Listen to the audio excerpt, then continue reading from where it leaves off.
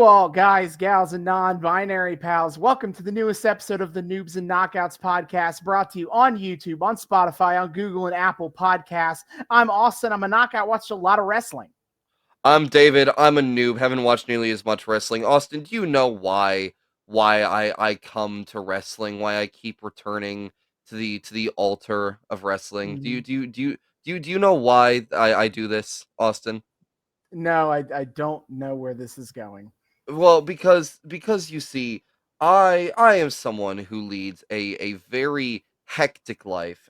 Wrestling, by comparison, gives me a sense of inner peace. Everything so organized. Everything always on track. Everything always for example neatly recorded and kept for for posterity and record keeping. And things that make straightforward sense, nothing too convoluted. I look forward, Austin, to another day of remembering why I love this deeply Wow. normal and sane sport. Thank you. Wow. That all sounds very nice.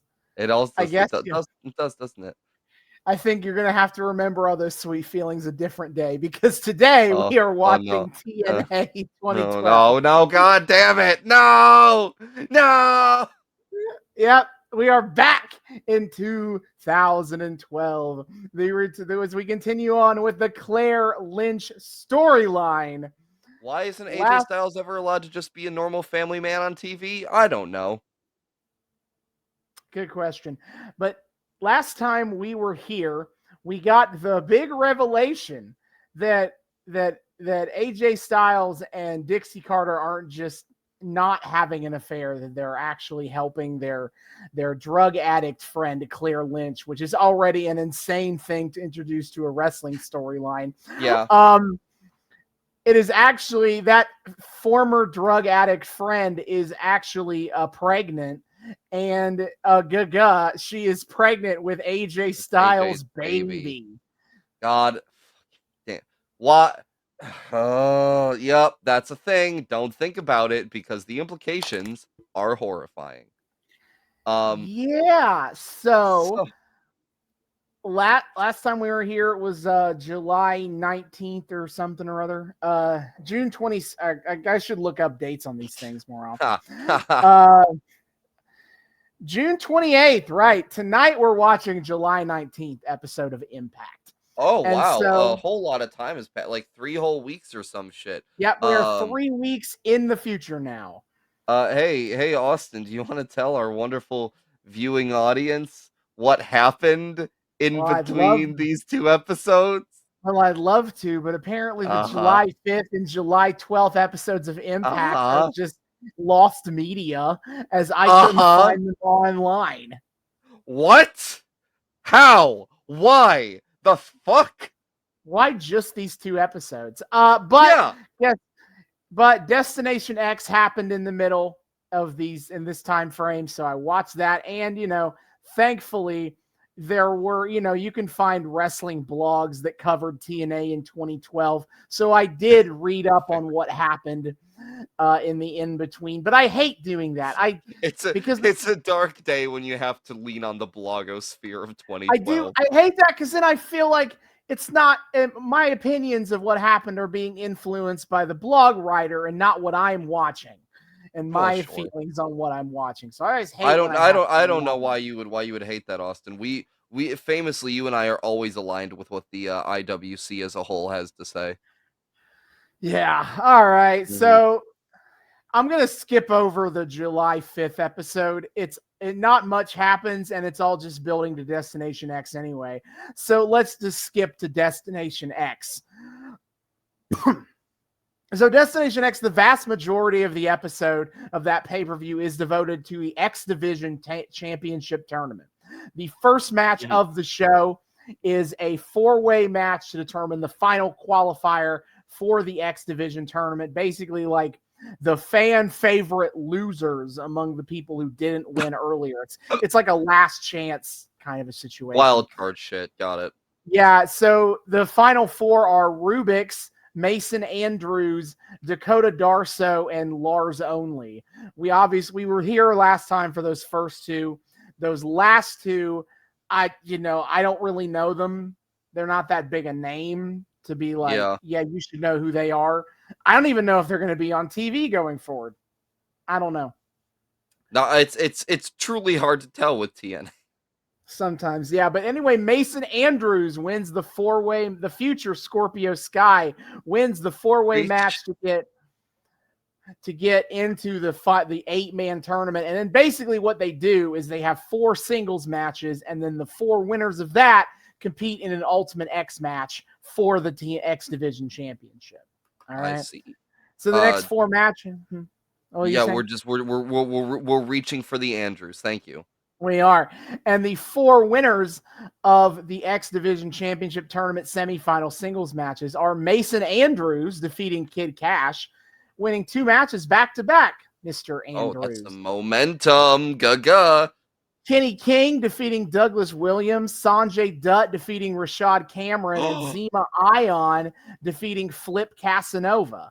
Now, I mean, 3 of those names I just said. Kenny King, though, he was a big Ring of Honor guy, and he would actually come back to TNA in the last couple of years. He was digital media champion like last year, until he lost the belt to Tommy Dreamer. Oh, Great. Ew. I actually don't know Kenny King or Zema Ion. Zema Ion is the DJZ. It's Joaquin Wilde. Oh, shit. Okay. It's the same fucking guy. But Zema Ion is more obsessed with hairspray than with DJ equipment, than looking like he belongs in Daft Punk.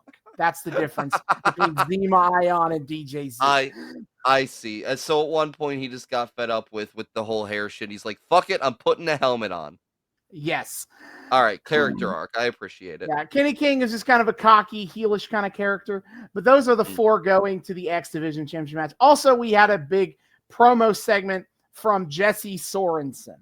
So a couple months back, Jesse Sorensen, he's just an X Division guy. He's honestly not that interesting to me. But he had a match with Zema Ion. In the match, he broke his neck.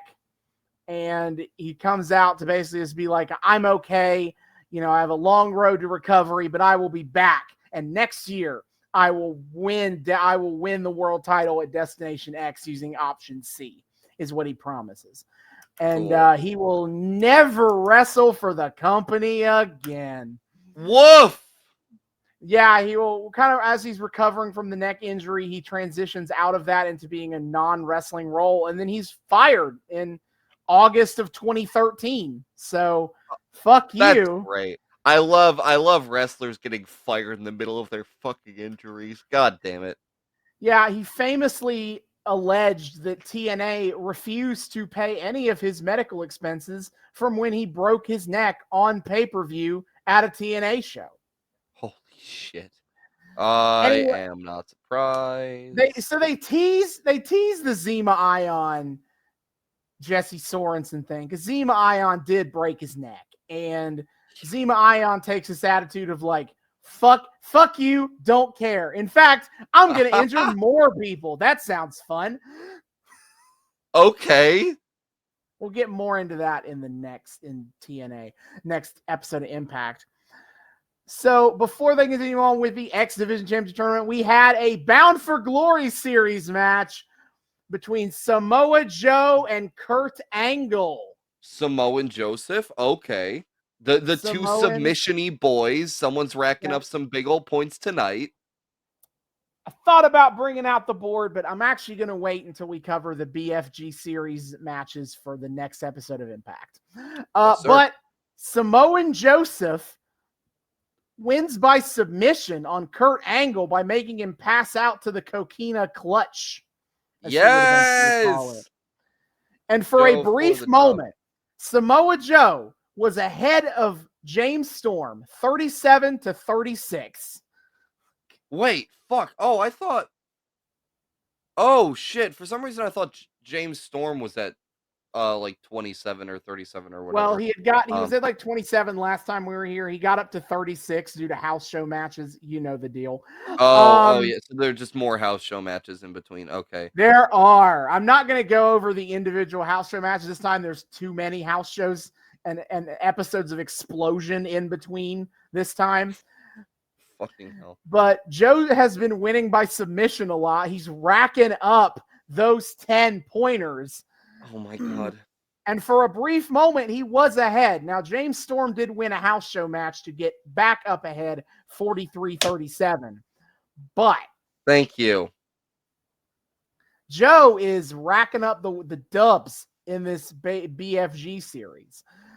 Then we had a last man standing match between AJ Styles and Christopher Daniels. Basically, CD tried to argue that really he was right because he said that, you know, AJ and Dixie had a secret and that AJ was having an affair. And both of those things are technically true. So, you know, in a sense, I was right. AJ's like, sure. This is stupid. You're stupid. I'm gonna fight you in a last man standing match. And just as a fuck you. He's like, I'm ending this. He's just like, you have been on my ass because you're jealous that I beat you last year at Destination X. And we're gonna settle this. We're done. We're gonna be done with this at Destination X. And he beats Christopher Daniels in a last man standing match. Very good, very bloody, fun. And I'm sure it's definitely gonna be done now. That's why we're still on this podcast episode, is how done it is. How like are we at like well done, or is it more of a medium well, or maybe it's more of like a medium rare type deal? Oh baby. No. And then the Ultimate X final, Zima Ion wins the Ultimate X match to become the new X Division champion. Fucking who? I guess it's Walking Wild. Mr. DJZ. Yeah, no, I know. It's like of all the names here, Zima Ion? Really? God damn it. And then in the title match main event, in a heck of a match, Austin Aries has defeats Bobby Roode to become the new TNA World Heavyweight Champion. Wow, didn't see that one coming. He cashed in that option C, and now he's the champ. And I'm sure he's gonna stop being annoying now. Totally. Uh-huh. Yeah, anyway, the July 12th, 2012 episode, it opens with highlights of Austin Aries becoming, and I quote, the greatest champion that ever lived. So, you know, how is this not a heel gimmick? Yeah. Anyway, the first match on the 7/12/2012 episode of TNA is Bully Ray versus Joseph Park. I didn't really talk about it because they kind of set it up on the 5th on July 5th, but they officially made the match an unsanctioned street fight, and Bully Ray actually got a restraining order on Abyss. So in his mind, where none of that bullshit is happening again. As we know, Abyss is a man to famously heed such formalities and etiquette. Mm-hmm. Anyway, Bully Ray beats Joseph Park. And in doing so, though, he busts Joseph Park open. He's bleeding. And after the match, Joseph Park sees the blood on his face, and something changes in him. And he hits Bully Ray with Abyss's black hole slam before suddenly kind of snapping back and being like, oh, what happened?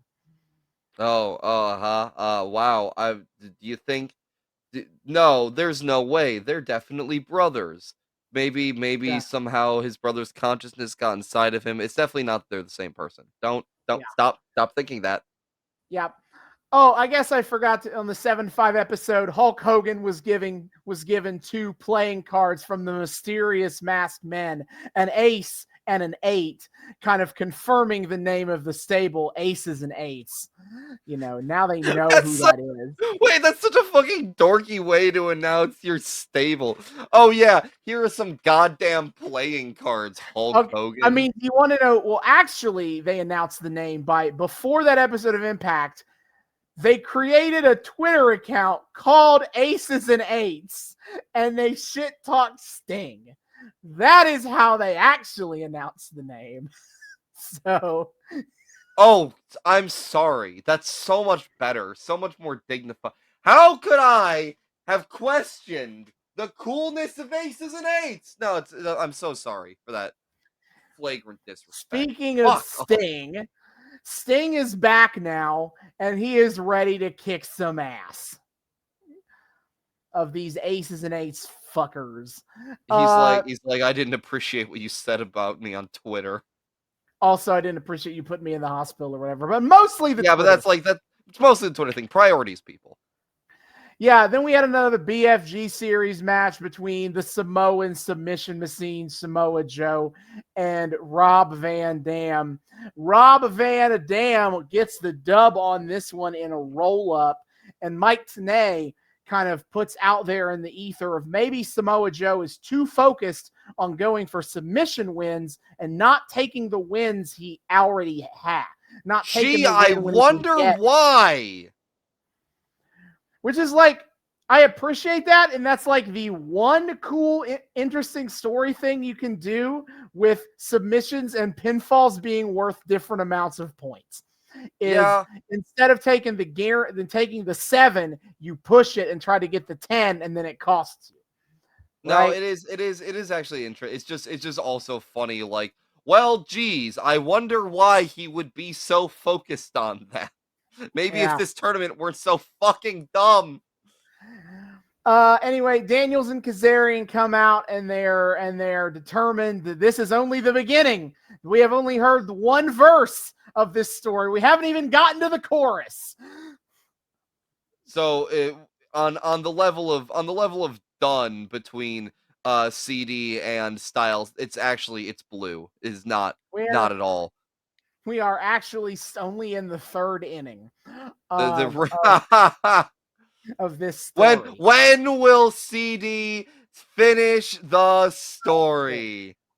Anyway, AJ comes out and is like, and Christopher Daniels tries to put over how, like, this time, I swear, I have the facts right. AJ comes out and is like, dude, you were a lying dumbass before. Why would I believe that you have it right this time? Especially when I don't remember having sex with Claire. So, what? But then Claire comes out and, confirms that Christopher Daniels is actually correct. That AJ is the father of this baby, and we are going to learn more about the circumstances of that on this episode. Well, gee, I wonder what those circumstances could be. Hey, listen, AJ just says he doesn't remember the night they had sex. I don't know what that could be implying about what happened. You know? I can't imagine what that might imply. You know, on one hand, I am relieved to find out that the most horrifying implications of this are not in fact true, but gotta say, does not inspire all that much hope. Second most implications, really. Most horrifying implications of this. You were too busy wondering if AJ took advantage of Claire that now you have to consider if Claire took advantage of AJ. No. Fuck off this fucking story. Oh my god. But hey, we'll get there. Don't you worry about it. Mm-hmm. Then Zema Ion had a non-title match with Dakota Darso, got the dub, and then after the match tried to break Darso's arm because, again, he's now a guy who wants to injure people to show how he's dangerous. More arm for the arm god. Somewhere Pentagon is taking notes. Sure. Then Austin Aries has a big old celebratory promo about how he's the new world champion. How this title change will enter a new boom period for professional wrestling. Ha. And then Bobby Roode comes out and he is so apoplectic. You got it. Yeah, there we go. seething with rage that all he can do is sputter and yell about how Aries is a fluke, and in fact only can say the word fluke. Oh yeah, that makes you seem really cool, Bobby. He When is mentally been driven insane by the loss of his belt. and soon we will get his gimmick shift to timeless Bobby Roode. Thank you. Yep. And then in the back, Sting and Hogan are talking about how they're going to take it to aces and eights, and they got new allies, Devon and Garrett Bischoff. So Oh yeah, baby. yeah. So I want to remind y'all what the Avengers assembling to stop the aces and eights is Old Man Hulk Hogan, Older Man Sting, Devon Dudley, and Wait, Garrett Sting Bischoff. older than Wait, is Sting older than Hulk? Actually, no, I think Hulk is actually older. I Hulk just is think Hulk is definitely older. it's because Sting is Yeah. still wrestling at 64 that I think of him as an older person than Hulk. Yeah, But Hulk okay. just hit 70. Hulk Hogan is the same age as John Travolta. That's a weird feeling. Anyway, Yeah, sorry. Old Man Sting, Older Man Hogan, man Hulk Devon Hogan. Dudley, and Garrett And Bischoff. and This is, checks notes, definitely not a nepotism dipshit fail son, Garrett we Bischoff. are getting only the best in here to fight the danger that is the aces and eights. A fucking course Eric Bischoff named his goddamn son Garrett. Jesus fucking Christ. All right. Also, okay. I hyped this up to you beforehand, but we did get a vignette on the 7/5 2012 episode of Impact. They explain who Madison's crush has been this entire time. Yeah, I And low-key forgot that Madison Rain was here, but nice. yeah. And I would play a guessing game with you if I thought there was any chance you could possibly guess it who this would be talking about. I could not in a million years. Earl Hebner. What? Yep. Earl Madison Rain in the 7/5 episode making out with their old man referee, Earl Hebner. Madison, look, no shame. If you like an older man, so be it. But what? Why is it gotta be Earl? Why do we have to do this to Earl? Like, did we not learn our lesson with Mark Henry X May Young? This shit is weird. Please stop. Not Earl. Anyone but Earl. Oh, okay. Well then, Yeah, congratulations to the happy couple. Fuck. isn't that fun? And then all Yeah, I go out of the the way. slash fix write themselves, Austin. Any that's not slash because that's het. It's not a slash fic. Wait, I thought slash fix was. Slash is mm. Oh, I did not know that. I just thought it meant No. all smut. Okay. No. Slash Oh. is specifically mm. Fem slash is ff, as you might have guessed. That, and then well, the more you know. Het is just het. The het writes itself. Thank you for correcting my terminology. Hey, we're only the correct fan fiction terms on this podcast. No, it's very important. Thank you. Yeah.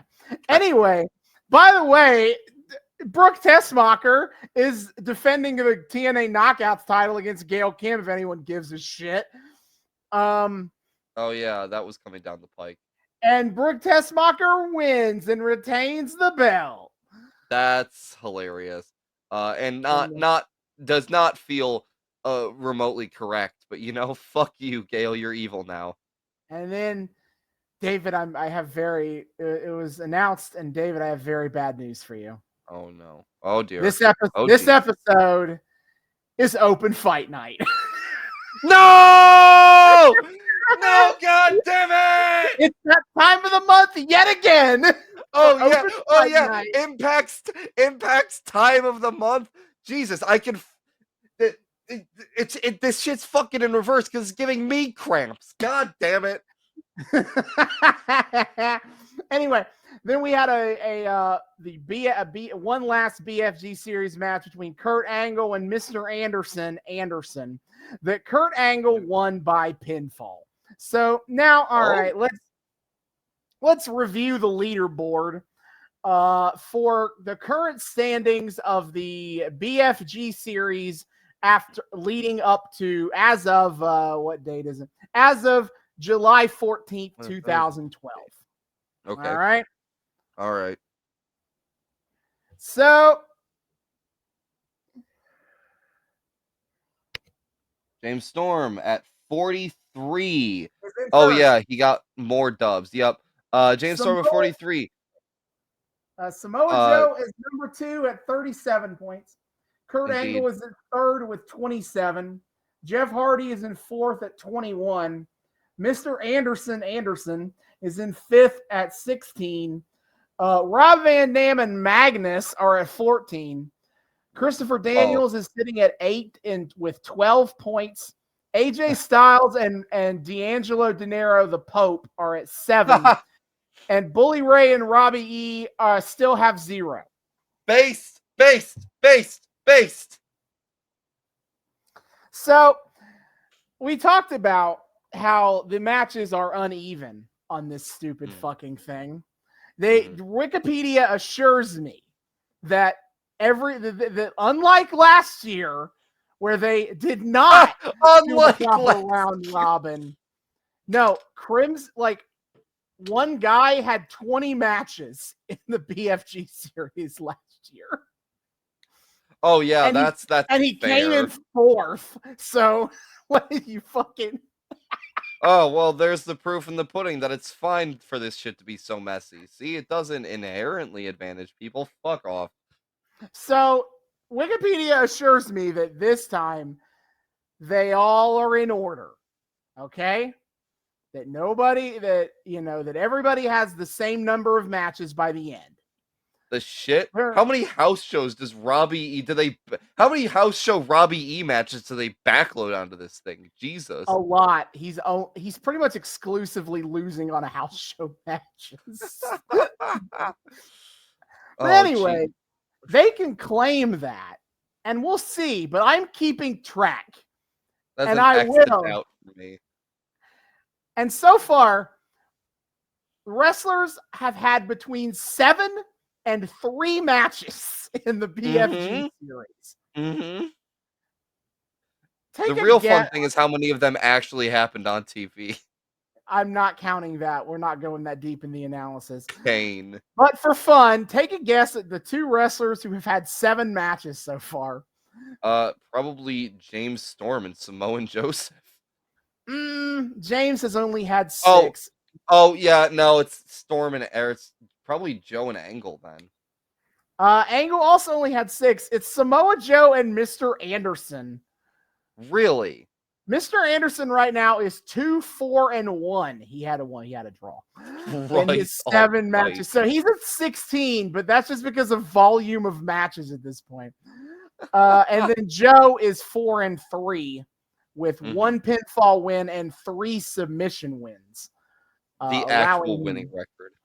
And then, all right, take a wild guess at who are the 2 people with 3 matches so far. Robbie E and AJ Styles. You're right on one of those. It's AJ Styles and Bully Ray. Oh shit. I took note of the fact that the 2 people with the least amount of BFG matches so far are the 2 people with the most storyline that is happening outside of the BFG series. Funny how that works. Right. So yeah, hopefully this evens itself out. It's fucked up that it doesn't. I will note that if you do a points per match situation, their standings don't change that much from where we're at. Jeff Hardy goes up to 3. Kurt Angle falls to 4. LOL. Mr. Anderson falls all the way to 9th if we're including points per match. Wait, what do you mean by points per match? Like, I took the number of points they have divided by the number of matches they've had, kind of even Oh, out oh, this I see. insane, this like disparity. Yeah, You can argue it's kind of a predictor, right? Like, if all things stay the same, where would they end up by the time we get to the yeah. end? Okay, I gotcha. Mr. Anderson again falls from 5th to 9th. But if we do points per match, he is leaning hard on the fact that he has just had more matches than everybody. Just for curiosity here, James Storm 4-1-1. Samoa in terms of win-loss records. Samoa Joe is 4-3. Kurt Angle is 3-3. Jeff Hardy is 3-1. Mr. Anderson is 2-4-1. Rob Van Dam is 2-2. Magnus is 2-3. Christopher Daniels is 2-3. AJ Styles is 1-2. D'Angelo De Niro is 1-4. Robbie E is 0-5. Bully Ray is 0-3. Jesus Christ. So there are two fucking Jesus. There are only 3 motherfuckers in this with actual winning records. That's really funny. Samoa Yeah, Joe, James Storm, and Jeff Hardy. I suppose that's true. Yeah. Yeah, Jesus. That's fucking funny. Everyone's just looking like a bunch of goddamn chumps. Everyone They're is just beating each other. just grinding out those points as much as they possibly fucking can. Yeah. But all right, that is the state of the BFG series going into this episode of Impact. Oh yeah. That's real. That's some real. Totally normal tournament. Don't think about it. Then, though, Jesus the Christ. final segment from the last episode of Impact was Sting came to the ring, and there is a bit in the Roode demands his rematch, and Hogan's like, "How about you prove it next week at Open Fight Night with a non-title match against Aries?" So that's the main. Oh event. my god. The main event of Open Fight Night is not an open challenge.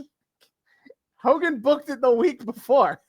Once again, Hogan. Well, I guess at least he booked it like in ring this time, right? No, it's backstage in the office, brother. Son of a bitch, Hogan. Also, they announced that Roode will get his proper title rematch against Aries at Hardcore Justice, the next pay-per-view. But only if he wins, I assume. No, actually, he can. What? It does not. He doesn't have to beat Aries next week. This is just, proving he's a better man. I loathe non-title matches and title feuds so fucking much. Ah! Okay. Anyway, okay. Booker of the year. Anyway, Sting comes to the ring. He's got his fucking bat, and he's like, I'm ready to beat some ass with the aces and eights. And he's like, who else is coming to help me out? Hulk Hogan. And the music hits, but Hulk Hogan doesn't come out. Oh, we cut God. Backstage, and Brooke Hogan is in Hulk's office.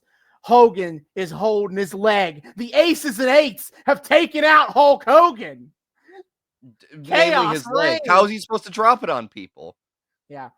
This is officially the point where they write out Hulk Hogan to go get back surgery. Oh, really? Where the aces and eights have taken out Hulk Hogan. And then, then they show up and beat Sting's ass in the ring as well. But the big shocking twist here is now there's 5 of them. Before, when they attacked Sting before, there was only 3 members of the aces and eights. And now there's 5. There are 4th and 5th men? Jesus. Oh, no. No, don't you call this an NWO ripoff. Yeah. So, Hogan has been defeated already. He has already been taken out of the plot here. Eliminate the leg. He can't drop it on us if it's not there. That's true. And then, and now how many members of the aces and eights are there? Now we don't know. Like, we thought it was just the 3 guys, but now there's more. And when will we find out who any of these men are? It will be a while. I don't even know if we'll get to that in this arc, actually. Wait, that's really funny. They actually stretched this baby out for a long time. The way it's been described to me is that the first 9 months of Aces and Eights is awesome. The last 9 months sucks. I'm glad it's only 9 months, or it's I mean, only 18 months months. all told. I thought Aces and Eights were like a very perpetual cancer in Impact. They're a very long, all things there. Also, by the way, I was trying to look up this storyline to get the dates right on when they start revealing members. And it's revealed to me that actually Aces and Eights has a meaning besides just kind of thinking they sound cool. It is known as the dead man's hand in poker. Oh, okay. When you have 2 eights and 2 aces. Why is that the dead man's hand? I'm not reading the definition of that. All right. Okay, fair enough. That's just what it says. It's called the dead man's hand. So, Alrighty. The symbolism. Well, now I gotta look that up. Anyway. All right. Surely I can find the, all right. The take, when, let's see. When do they reveal the members of the, let me see. Let me see if I find out when they they start revealing members of the Aces and Eights, like who they were identified. Okay, they don't reveal the first member of Aces and Eights until October 14th. And we're in July. Yeah, they're gonna spend 5 months not keeping it a secret who are the members of the Aces and Eights. That's a really great strategy for putting over these guys. Okay. It could be anyone cool. And honestly, you could argue that once they revealed who was in the fucking gang, that it, loses. It's much less cool when they start revealing who it actually is and under there, because that's really unfortunate. They kind of suck. They're the worst, actually. Do you want to know some of the members, like the original members of the group that they bring that gets revealed, or do you want to just leave that be? I do want to know. Hold up. Okay, let's start with 5 or 6 of them. Let's go with that, right? The first few revealed members of the Aces and Eights. Devon Dudley. Okay. Wes Briscoe. Oh, that fucker. Sure, I guess. Doc, aka Luke Gallows. It's Doc. Oh. Mr. Anderson. Mike Nux. Taz. Oh. Garrett Bischoff.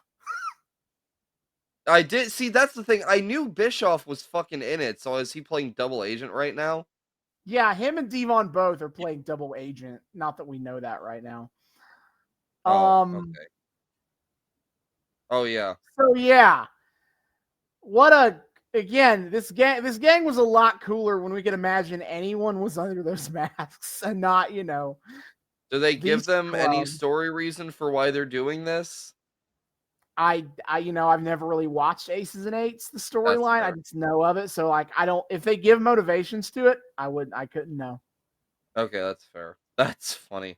Well, that's unfortunate.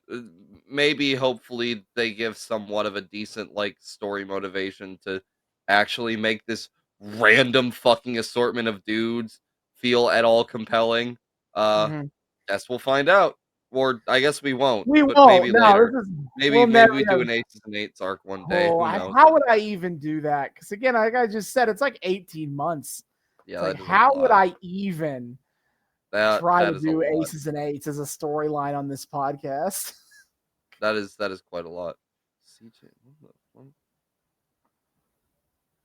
Okay. Anyway, then, if you'd like to watch along with us, TNA Plus does have this episode of Impact. I did double check all the ones I wanted to watch, and they're all there.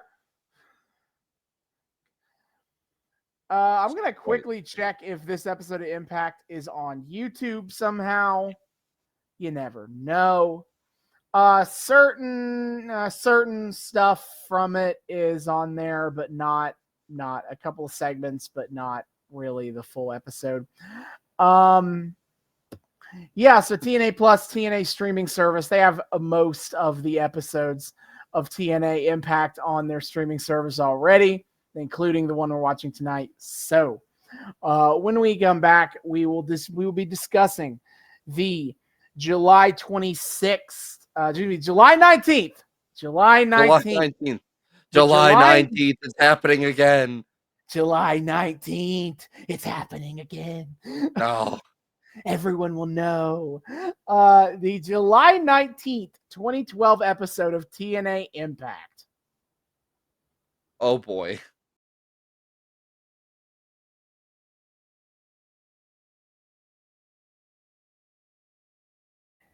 And we are back. We have finished the July 19th, 2012 episode of TNA Impact. This was certainly an episode of TNA Impact, and it certainly was open fight night. This is the most tired I've been of open fight night ever, and I've had to watch like 3 or 4 of these for this arc. It's just tedious, man. Like I'm not like it's just fucking tedious, and it makes no sense, and they keep adding shit. Yeah, and meanwhile, on our Claire Lynch stuff, not a lot happened tonight, but it is where Claire Lynch going from a sympathetic character to absolute heel is a record-breaking speeds for this. Yeah, my neck is broken from the whiplash. Why?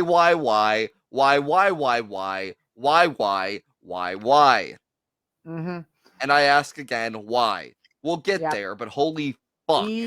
We'll get there. We open the show after the, last time on Impact.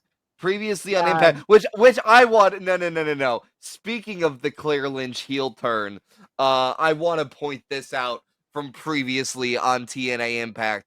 We get a clip of Christopher Daniels confronting AJ Styles with the truth, and we have Claire Lynch on mic screaming, "You are the father of this baby, AJ!" And then the fucking epic voiceover announce guy goes, "Is AJ Styles the father of Claire's baby?"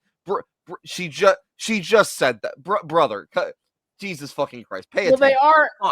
They are trying to make you think that she might be lying, just by association with Daniels and Kazarian. A, no. B, the fact it's just the fact that it's after she screams, "You are the father of this baby," and the guy goes, he doesn't even put emphasis on it. He just goes, "Is AJ Styles the father of Claire's baby?"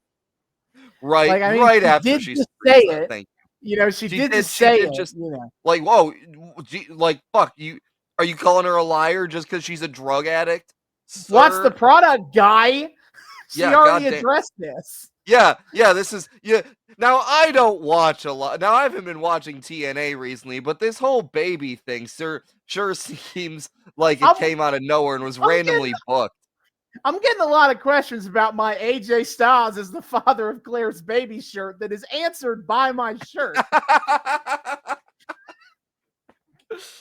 Damn. That's crazy. Yeah, I don't fucking know where that could have come from. That's a great and very valuable question to ask. Fuck. Anyway, Taz and Tenay opened the show to update us on what happened with Hogan last week. Hogan, he fractured his pelvis. They broke my penis, dude. And which, thank you for showing us an up-close picture of Hogan's surgical staples 3 separate fucking times. Oh, yeah, right there on his pelvis, we're so close to bare-ass Hogan here. But... Woohoo. Also, I didn't realize we were in Joker Sting era. No, we're not. Joker Sting is almost exclusively a main event, but when he's feuding with I thought Hogan, when he's feuding with Hogan, like he was like in Joker Sting makeup though. Like it looked like his makeup was more Joker Sting-esque. Maybe I didn't really notice it. Maybe he added a line or two here, but like proper Joker Sting is like very specifically for his feud with Hulk Hogan. Okay, that's fair. And like next year, or No, that already had happened. That had Yeah, I was has gonna happened. say. That had already. Joker Sting has already happened by now. Okay. Um. Yes. So rip in peace, Hulk Hogan. Except not actually. He's recovering. Yeah, Um. and nobody's here running the fucking show tonight. Hogan is Oh. gone. Oh. Sting We'll is get gone. to. Oh. Dixie is We'll get to gone. that. We will. They have a line. Yeah. They have a fucking line. This is a little bit further, like into the goddamn show. But like they mention how there is like no authority figure in the building, which they mention, general manager Hulk Hogan, they mention Brooke, they mention Dixie's off, President Dixie is off in NYC. And also they fucking they mentioned Sting too, but they didn't mention what the hell Sting's title was.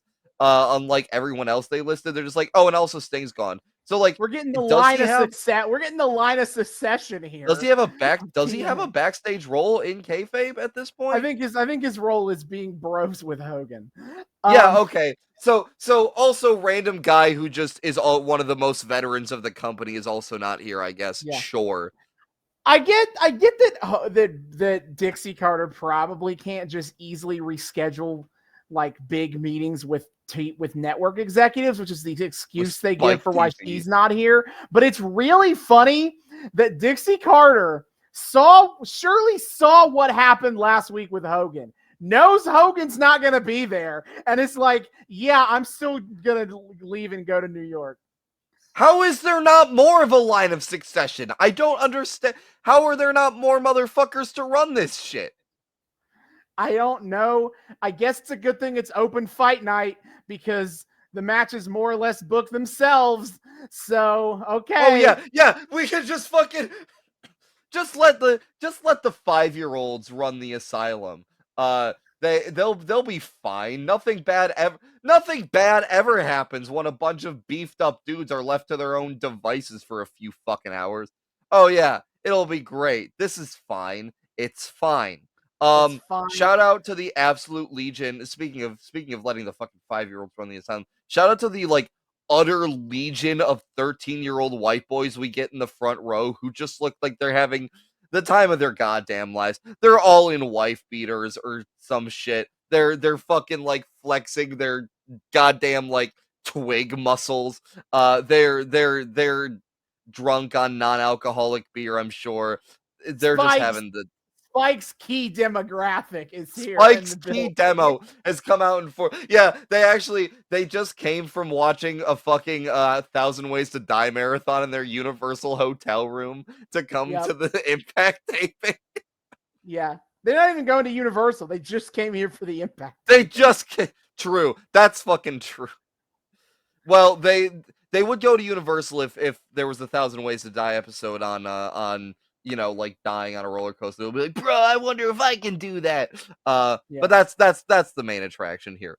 Anyway, James um, Storm comes out to open the show. which we learn that apparently now that it is once again open fight night for some ungodly reason, and now that we are a decent way into the BFG series, apparently the wrestlers with the highest point totals get to make the first call outs. What? Why? Do we Let me not see the very like obvious fucking exploit here? And also how in the fuck do we end up with a round robin with open fight night happening multiple times over the course of the BFG series with dudes able to pull shit like this? What the fuck? I guess it's supposed to be like honor system that you can't challenge anybody that you haven't already challenged.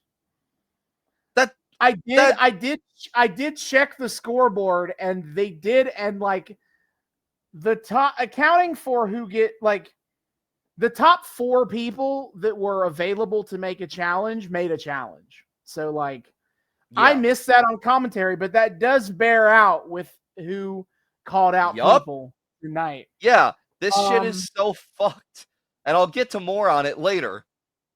Yeah, so anyway, Storm comes out here and he wants to address a few things real quick. James Storm does the WWE opening Raw promo where you recap everything going on in the storylines right now. Treat every episode as if it's someone's first. Yeah, the opening exposition promo. He True. congratulates Very important. Aries for winning the belt, and he's like, well, I'm still in the lead here in the BFG series, and he's on the fast track to Bound for Glory. But he does call out Bobby Roode because he's like, me winning the world title, that's business. But beating you, that's personal. Yes. Wants to kick the crap out of him.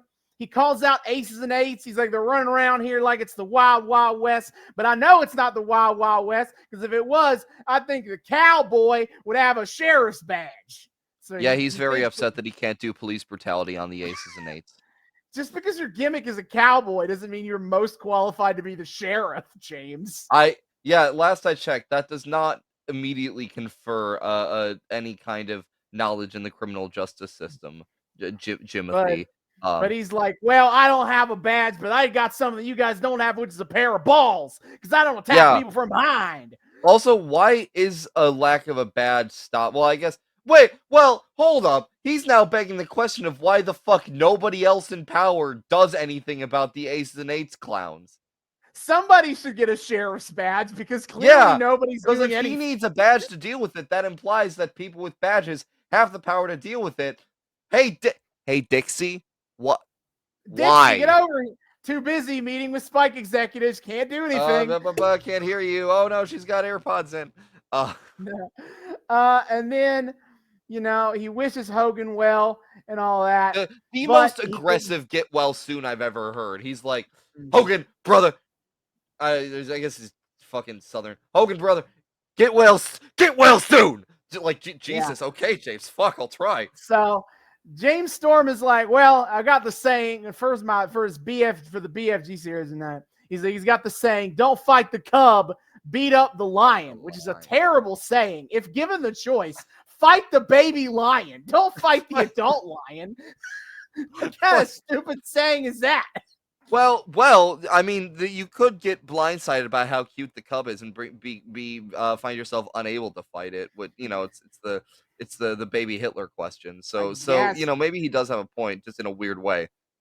So anyway, his point is that he wants to fight the measuring stick in TNA. And the one man who is that measuring stick, the greatest wrestler to ever step foot in the ring, Kurt Angle.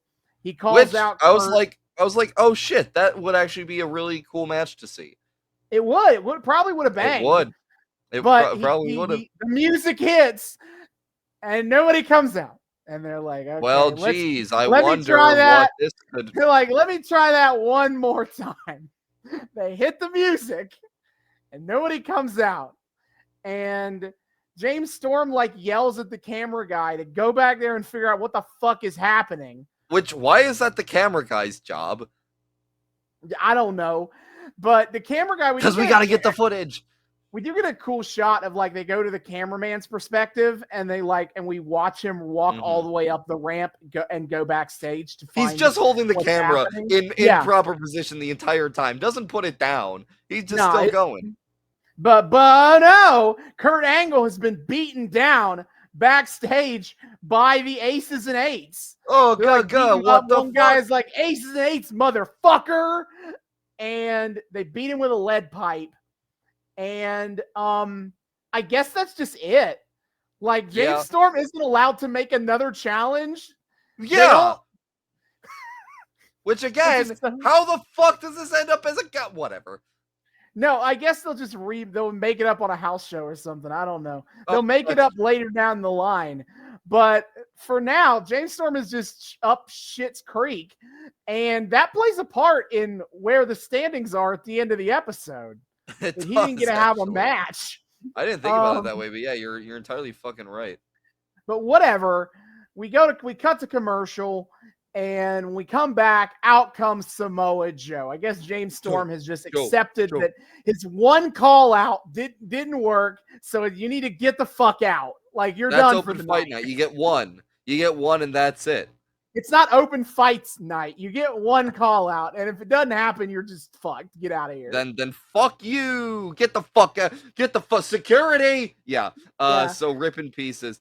Samoa Joe. Samoa Joe comes out and well, hey howdy, uses the exact fucking exploit that I realized as soon as they announced the the highest ranking people can challenge, because he doesn't call Challenge out the a jabroni. he doesn't call out a fucking Kurt Angle tier motherfucker. He calls out the Pope, which, you know, the Pope dicked on Bully Ray, and for that I thank him. But the Pope here is, in terms of, He does. jabroni levels, Samoa Joe does claim it's because I've always had problems with you. But I mean, he's had problems with Kurt Angle before. He could have actually called out. He already wrestled Kurt Angle. He could have called out anybody under the guise of I've had problems with you before.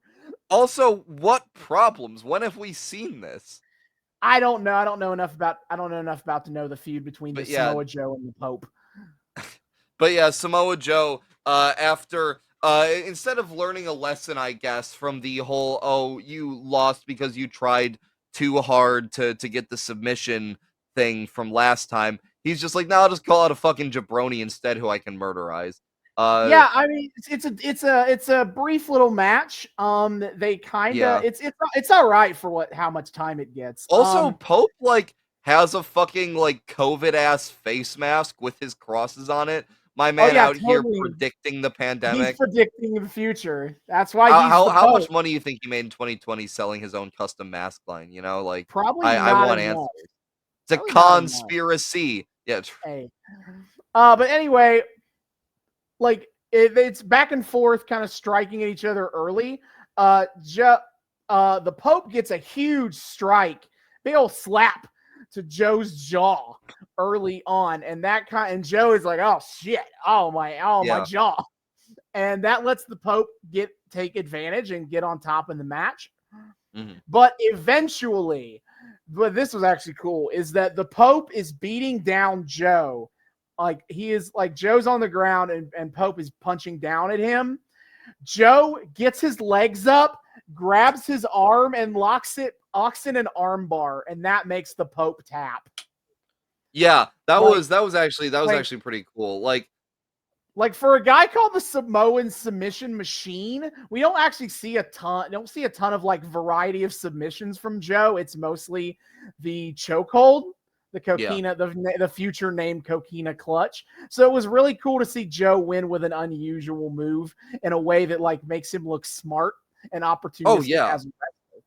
Great little technical flourish there. I feel like the fact that Pope was in control for a weird amount of that match, he did not seem nearly hurt enough to tap to that, but sure, it was a cool moment from Joe nonetheless. And too much for learning any lessons about getting too focused on submissions. Nothing was learned. It's fine. He'll just tap out the bottom half, and then it's fine. And then we're good. That's the real lesson: is don't focus too much on submissions. Just focus on submitting the easy guy. Yeah, the easy dubs. But Joe gets a submission, and he has now taken the lead on James Storm with 47 points. Yeah, that's crazy. So Samoa Joe is now at the top after James Storm got dicked out of his match with Angle. Ripping. Then after the match, we cut to earlier from today when Bobby Roode is coming into the building. He is accosted by some interview guy who asks him hey, you were the last person to see Hulk Hogan before he got jumped by the Ace and Eights. You got any alibi for that? Bobby Roode responds with the correct point of I am not the only motherfucker around here who has problems with Hulk Hogan. Which true.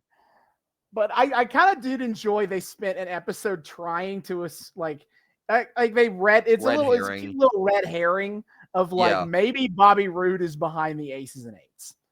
Correct. I do appreciate that. But he is utterly fucking correct that he is most likely not the only dude here who has problems with Hulk Hogan. But then they do ask about Aries, and he's like, I go, it's a fluke. It was a fluke, and I'm gonna prove it tonight. He starts freaking the fuck out. The fluke freak, as we like to call it. Yeah. And then Jeff Hardy's music hits. And he's like, hello to my creatures. He calls his fans the creatures of the night. Yeah, it's cute. I actually, man, his fucking like eyelid eye makeup thing is Oh, actually that really shit's cool. cool It's as a cool hell. effect. Yeah, Yeah. it fucking works. So Um, he's like, I got somebody in mind I want to call out, but we will never know what he would have said because out comes Robbie E with Robbie T. which And I have two rule questions about this. First, no, Robbie E, you are in fact losing the BFG by the rules of tonight that were established. You don't get to make a call out before Jeff Hardy. And also, I feel like it should probably be against the rules of Open Fight Night that you crash somebody else's call out. nobody is here to enforce the rules tonight. Oh, true. Yeah, it's anarchy. Oh, Jesus. As Taz said later, total nonstop anarchy. He Stop did use anarchy. that Which phrase at the end of the thank you, episode. Taz. Anyway, so Robbie E's like, it's clear that everybody is ducking Robbie E. I'm looking at his record, and I don't think anybody is ducking Robbie E. I think he is the one who's gotten thoroughly ducked right in the face. Thank you very much. So he says he calls out Jeff Hardy, and there's nothing Jeff Hardy can do about it, which I guess by Open Fight Night rules is correct in that any call out is legally binding. So, but his call out should be invalid because it's against the rules. but there's no rules higher on Open Fight Night than all call outs are legally binding. So, oh my god. Well, more importantly, Jeff Hardy is he's just down for fucking whatever. So he's like, yeah, fuck it, I'll fight you. yeah, he's like, I guess I had to wrestle this guy eventually anyway. So Yeah, sure, get it out of the way. Let's just get this one out of the way. It's too short for me to really have anything interesting to say about it. At one point, Jeff Hardy's going to the top turnbuckle, and Robbie T pulls him down, he pulls him down, and you see Jeff Hardy fucking flop nasty style. That was crazy. I was like, that man just fucking died. And then Robbie T's like, I didn't do nothing. I'm standing here menacingly. This incenses Hardy, who just basically says fuck the match and just goes to try and murder Robbie T. And then you can tell this is a match that's going to end in a count out because the ref counted at a normal pace. I know. The Jeff Hardy loses in the fastest fucking count out I think I've ever seen for the sake of, I guess, establishing the beginning of a feud with Robbie T, which and also buddy, an I'm excuse so to give Robbie E any points at all, I guess. Why would but you whatever. Jeff Hardy with? ripped his shirt off and started choking Robbie T with his shirt. Yeah. But whatever. Robbie E gets his first 5 points. Congratulations. You are no longer in last for now. This episode is a real L in terms of shit like that. Yeah. But then in the back, we see a young man, the next gut check challenger, Sam Shaw. Which it's funny because I wrote a /S note about I'm sure this will work out great for this guy, which has now multiple meanings after watching the episode. Yeah, but this is, I think we talked about this when we went through the history of BFG. We talked about this, but this is the future Dexter Lumis. Oh, fuck! Wait, so I guess it does actually kind of work out for this guy. He is absolutely one of the more successful gut check challengers in history. Wait, that's crazy. It's crazy that that's because he's just some guy here. He is so aggressively just some fucking guy. He does not look anything like the man Dexter Lumis becomes. He almost looks like he's doing a slightly more unhinged John Cena cosplay as he comes out in the long jorts. I do see that. I see that with his weird jorts combo here. And the spiky hair, Cursed alt universe John Cena is Sam Shaw. But before we get to that, don't you want to see another music video? No, hold on. Wait, is this when they did the music video? Yes. This is the Shit. fuck when they did Okay. from good Yeah. old So September morning. you can Who? bet. Let me look at this. I didn't. You can bet I didn't do any prior research into these fuckers. But I guess now, since if we're going to talk about it, I will look it up. I do appreciate Before the Fall by see if I can it's not on Wikipedia, so that doesn't so it's like I don't want to try to open a YouTube video that says TNA Hardcore Justice 2012 just to see the title. Bum bum bum Oh, is bum this bum. the official is this the official song for the next pay-per-view? Is that what's going on? Yes. Before the Oh. Fall by September morning.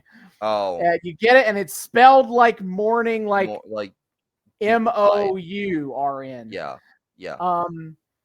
September morning, they are an alt metal band that incorporates a transmedia dark culture project created by Emily Lazar and Mark Silvestri. That is me. That's what I read on the Wikipedia. Well, good for them. They still exist. They're still playing. They have not disbanded. The concept narrative created by Lazard incorporated in the band and their performances centers around the fictional story of a human Grim Reaper hybrid named September as she navigates the worlds of the living and the dead. Oh, they have a story. They have a whole fucking story as presented in like across music, comic books, published by Top Cow Productions, Image Comics, and live concerts. They got a whole fucking lore. What the fuck? They got their own kayfabe, I guess. Jesus. But whatever. Before the Fall was their second ever single. Oh my God. And non-album single. That's cool for them. It just but the song happens. Negative filter. It just happens over footage of like TNA matches. But I will complain about the fact that it's the entire song set to an entire music video. Oh, you just fucking tune it out after a point. Like WWE figured out on lock how to make this work. Is you have a picture of the song and the album, and you do a voiceover where the announcers are like, we want to thank blah, blah, blah for song blah, blah, blah for our upcoming show, blah, blah, blah. And the song plays, and it's all like 30 seconds long. Yeah, you play the hook. You play Limp Bizkit going, it's my way, my way, or whatever. Yeah. You play the hook, and that's it. You don't play the whole 4-minute song in a music video. Well, like playing just what looks like fucking house show footage over the goddamn like song itself with we're putting negative filters over some of the clips. It's so edgy. And then at one point there's just a title card that just reads 3 hardcore matches, which I didn't realize this was the official song for their next pay-per-view. So I was just like, what the fuck does that mean? Yeah, so this is all an advertisement for the next pay-per-view, TNA Hardcore Justice, and they announced that basically there will be 3 BFG hardcore matches. I'll just go ahead and explain what they're going to do. Wait, they're BFG matches? Yeah, so what they're going to do is they're going to have 3 fatal 4-way hardcore matches for the BFG series, and they're worth 20 points. It's another bonus match like that opening gauntlet that they had. Oh my fucking God. Okay. Cool. I guess. So we now know that Hardcore Justice is these 3 Bound for Glory matches and Aries and Roode. Sure would have been cool if they like made any mention of the fact this is advertising a pay-per-view. They were 2. I mean, they do at the very end. Do they? I fucking missed that. They threw up the graphic of Hardcore Justice on August 12th, but they are too busy playing September morning. Telling the ever-important story of a human Grim Reaper hybrid trying to navigate the worlds of the dead and the living. Thank you for that press release. Like, bruv, a classic, like, small-time band, weird concept shit. We're just getting fucky with it. Why not? Who's gonna tell us no? Anyway. Thank you for bringing that up, because the recap that I had didn't write down when the music video was. Woof.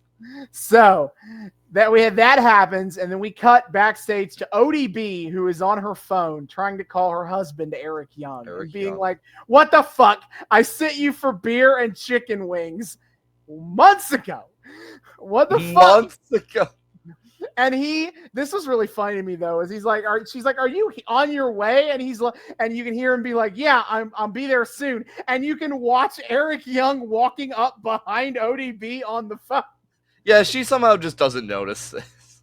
But he pops up and she's like, "Where have you been?" And he's like, "Well, I went to go do that thing. Went to go get the beer and the fried chicken, like you said. But then these dudes came up to me in a van, and and he just went on he just like suddenly was on a fishing show on the Discovery Channel." I assume this is like real. I assume he was actually. I assume the fishing show is real, and they wrote him Eric Young, TNA special host of this like random ass fishing show. But Eric Young just got in a white van, and it was like, "Hey, do you want to be on a fishing show on television?" It has fucking free fish spray painted on the side. Yeah, absolutely insane that happened. I have to say, Eric Young and ODB actually seem like they have a really cute on-screen dynamic, which is cool. Sure is a shame their storyline is dog shit. That's also true. And also, I don't think they were ever married IRL. I'm pretty sure this is just of course kayfabe. No, this is just kayfabe. So which is a shame, because again, they seem cute. But yeah, this is fucking weird.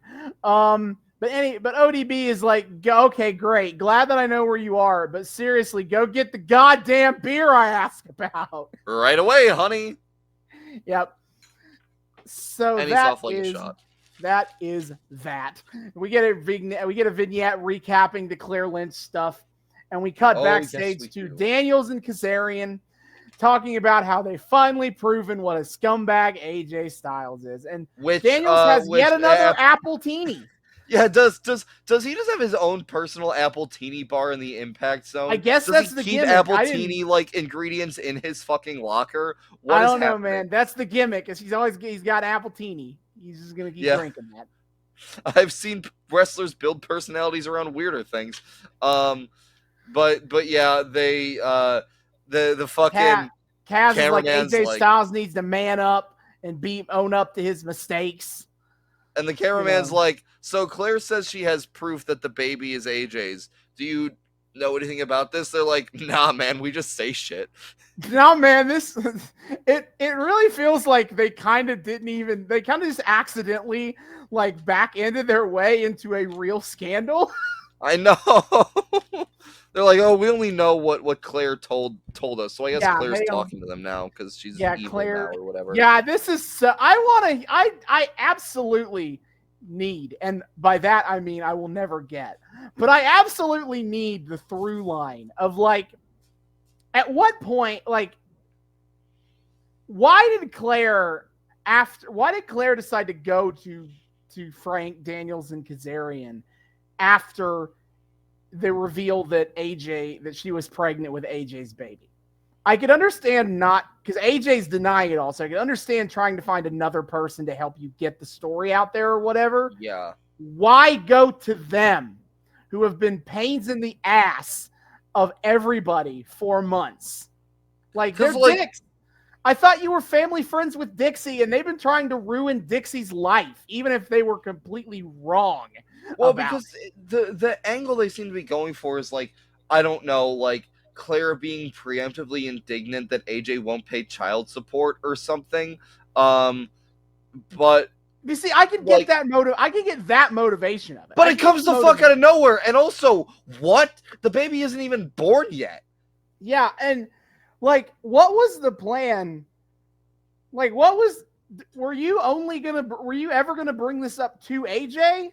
Like, clearly she's known for, I don't know how many months pregnant we're supposed to think Claire Lynch is. It's extremely up in the air. But she clearly knew before Daniels and Kazarian said anything. Obviously. So at what point was she going to bring this up to AJ? Was she only going to mention this if it ever became? Was she happy to keep that a secret until like Daniels and Kazarian busted the truth wide open here, or what? I just don't like they just turn her into like an entitled fucking bitch like That's that. And true. again, and we'll get into We'll it. get to when we get like, to her more later. promo, but it's like this is bizarre turn. It's so fucking weird. None of it makes sense. But anyway, it's gut check time. Yeah, woohoo! And Jeremy Borash does a generic interview with Sam Shaw about he's like, I'm just excited to prove I deserve to belong here and blah blah blah. Aces and Eights jump Sam Shaw. Okay, yeah, what the shit? To prove what a lawless country it is out here tonight, Aces and Eights are gonna jump the fucking gut check guy. Why do they keep doing fucking interruption angles on gut check people? What the shit? I know that like Aces and Eights, we're not talking about that arc here. We're not getting nearly deep enough into it to like we're doing any real analysis of the Aces and Eights arc. Yeah. But I do have to ask, like this episode throws a wrench into what you might imagine their motivations are. Like before this, they were targeting Hogan and Sting, two veteran legends of the business and people with some amount of authority on Impact, even if Sting is just like locker room leader who's bros with Hogan. At least that's something. And then this episode, they open by attacking Kurt Angle, which is still kind of in that same vein, right? Like Kurt Angle, heavily respected veteran, one of the best wrestlers in the locker room in history, blah, blah, blah. So it feels like they're like, you could argue they're still making these like targeted attacks, right? But then they attack Sam Shaw, who is just a dude. He is just gut check dude. Why are they attacking him? Because fuck you, chaos, baby. We're the Joker. Fuck! We're the Joker. We're anarchy. There is no shittier motivation in writing than just being chaotic, because then you can justify literally anything and just be like, it's because they're chaotic. And it doesn't have to make sense. It doesn't have to have a through line that you can follow. They just did it. It was chaotic. Ugh. Yeah. It's just random and crazy. LOL, so random, but not. And it's that feeling when the motivation of your new bad guy faction is low random XD. But like it's just crazy. They keep doing this to fucking gut check people. Like, what are they trying to test to see how well gut check people can sell fucking TNA's random ass swerves that they're liable to get thrown at them in any random fucking moment? Jesus Christ, stop doing this. Yeah. I hate gut check so much. Fuck, stop it. Either make it a fucking shoot or make it a fucking work. Don't do this weird middle ground shit. I hate it. This is why I know Vince Russo is still fucking here. This is how we know Vince Russo is still here. This is the right amount of weird combination of work and shoot. And messy endings and clear hatred for the actual sport of wrestling. Russo's still fucking wriggling his way into there. Fuck. But they cut the commercial and we get back. We see them all, the officials and the gut check judges helping Sam Shaw to the back. We will get more on him later, actually. I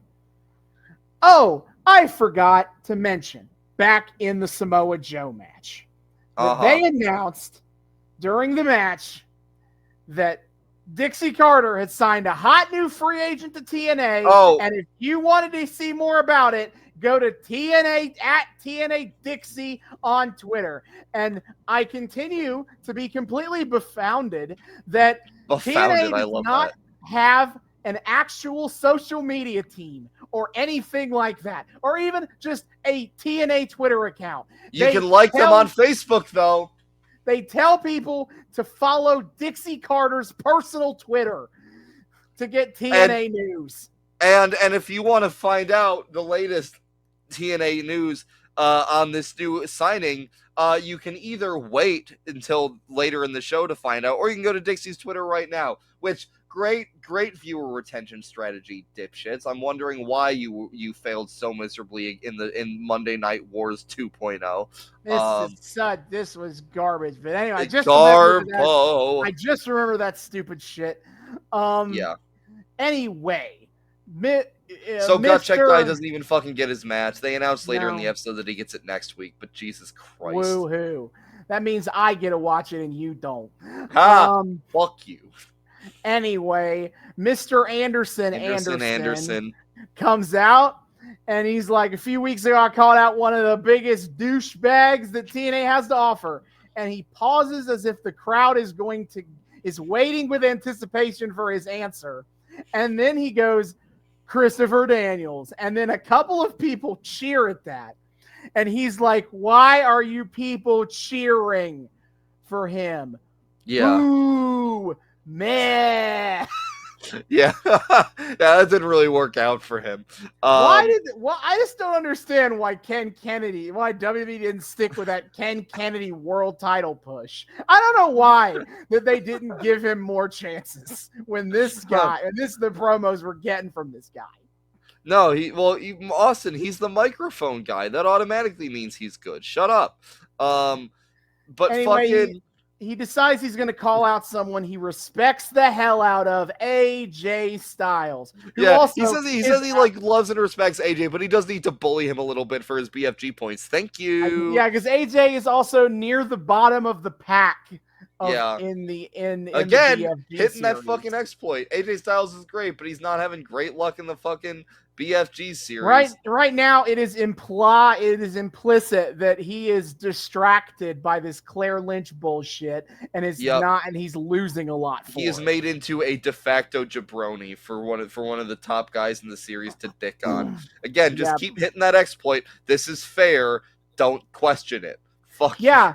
So AJ and Mr. Anderson, I mean, it's a decent match. It's pretty decent. Yeah, I don't know what kind of match notes you got on this one. I got a couple things. I did get from This Is Where commentary talks about having no authority figure in the Impact Zone tonight, and they mentioned that Dixie is in New York City meeting with Spike TV people, which I'm only imagining the Spike TV people going, look, I know we have some bawdy shit on our like channel, but why are you having a drug addict rape one of your top stars? Hey, we haven't got to that quite yet. Yeah, but... well, anyway, I did a couple cool spots I got notes of. AJ leaps. There's a cool bit where AJ like leaps over the top ropes onto the apron where Anderson is, but Anderson rolls under the ropes back into the ring. So AJ immediately reverses course and leaps back over the top ropes into a crossbody on Anderson. I feel like it is easy to forget sometimes how stupid athletic AJ Styles was in his prime. Yeah. I mean, he's absolutely freaking. I mean, he's really athletic for like a 45-year-old now. Yeah. But like in his prime, absolute freak of nature. Freak of nature, makes all of this shit look fucking effortless. It's insane. I mean, this is it's a good matchup. Anderson's like a pretty solid like brawler. And AJ is high flyer as fuck, so Anderson's trying to get those like desperate wailing hits in. I think the worst part is just because like the story is two dudes who respect each other, so it's like I don't have a ton of emotional attachment to what's happening here. Yeah, like and like you have the AJ is distracted thing, but again, like fucking. It comes up that feeds a lot more into the finish than it does the overall match. And also, like, we've done this already. We've been doing the like AJ's distracted, so we're just watching the same like he's struggling to keep it together shit. Speaking of that, I do want to point out a couple more spots. Okay. Anderson tries to hit the mic check on AJ. AJ counters this and like does a flying kick to Anderson's upper back, and Anderson just kind of like staggers and flops forward like fucking planks. That was funny. And then Anderson goes takes AJ down from the top rope in a superplex. Oh, I'm sorry, as Taz dubbed it, a super duper plex. Thank you, Taz. Thanks, Taz. Which AJ is dying, but he still kicks out, and we go into like a desperate little like chain wrestling back and forth for like about 10 seconds before Anderson gets the 3 count for and wins. So AJ hits the Pele kick on Mr. Anderson. He goes for the Styles Clash, but Anderson gets out of it and he rolls up AJ Styles for the 1, 2, 3. Uno, dos, tres. So, again, AJ is lost again. AJ getting pinned by roll-ups. That's where AJ's at right now. True. So after the match, they shake hands, and AJ's still kind of upset. And then here comes Claire Lynch. Claire's like, "Hey, AJ, hey!" She like just comes in from backstage into the crowd, holding big sheets of paper that we will soon learn what those are. Oh, like, yes, "Hey, we will. I'm talking to you. Hey, you wouldn't answer your phone. I want to talk about this privately this week, but you wouldn't answer my calls. So I'm doing this now." Yeah, AJ's apparently ghosted her, I guess. Rude. We're a little rude, AJ. A little rude, but also maybe he's entitled. Claire Lynch feels very entitled to AJ's time and an investment in this whole thing. So Claire is like kind of stunned that AJ, for some reason, just seems to have forgotten that night they had. That hot, passionate night.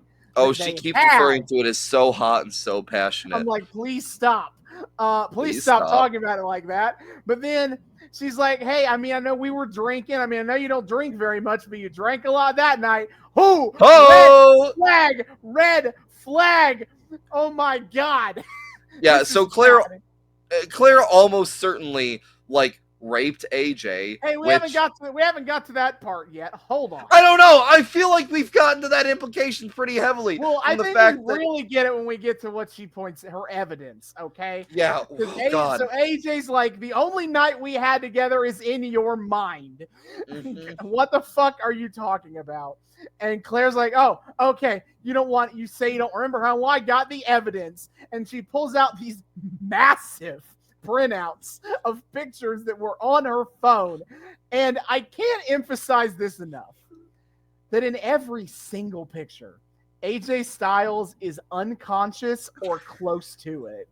Yeah. Every single picture is a picture of Claire posing with a nearly unconscious AJ Styles. And they're both like naked. Yeah, obviously. This is because these are alleged sex pictures. Yeah, and she has a picture. She takes a picture of AJ's tattoos. To make sure. Which, if you don't know what those are, it is massive block letters of AJ on the side of his torso, and the birth dates of every single one of his kids. Yup. And she's like, "You're gonna need to add one more." That's so fucked up. That's so fucking fucked up. But yeah, let's just go ahead and say it outright here. Is that the implication has to be that Claire date raped AJ Styles. Yup. That he doesn't drink very often, but he apparently was really drinking it hard that night.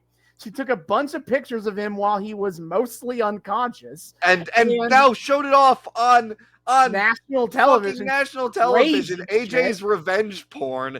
This just keeps getting better and better. This is revenge porn. Now, I didn't think of it that way until you just said it, but this is this is revenge porn on top of the date rape implications, and AJ being like, "I don't remember any of this.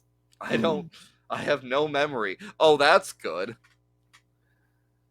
Yikes. Yikes. Now, I'm not going to say that TNA didn't want you to come to this implication, because Claire is a heel now, and we can cycle back. We can cycle back on that in a minute. Yeah. So, like, they want you to be sympathetic to AJ. So maybe they did intentionally make this look like a date rape thing. I actually don't know. And I am excited to watch the next few weeks of episodes and see how they choose to address the evidence presented to AJ Styles here. I swear to God, if it turns out that Claire's just really good at Photoshop. We'll see. We'll see where they go with this here. We'll see where it goes. I want to know how Claire thought this would look. Like, she is presenting this evidence as if this is the hot gotcha TMZ proof evidence that AJ had an affair with his wife. With her. And she has presented absolutely nothing that makes this feel like it was a consensual affair. No. I mean, if we're being real, probably what the thought was, again, Vince Russo is almost certainly still here. There was probably just the thought of, oh, we don't need to make her motivations consistent or sensical. She's a drug addict. She's and this crazy. It's the swerve, bro. This is the swerve, bro. Women, am I right, bro? That is what's happening. This has Vince Russo written all the fuck over it. This is his goddamn doing, and it's about as terrible and tasteless as you'd expect. And like, he doesn't have like the fucking network pressure of WWE breathing down his neck. They're on goddamn Spike TV. Anything goes. They will not care. They don't give a shit.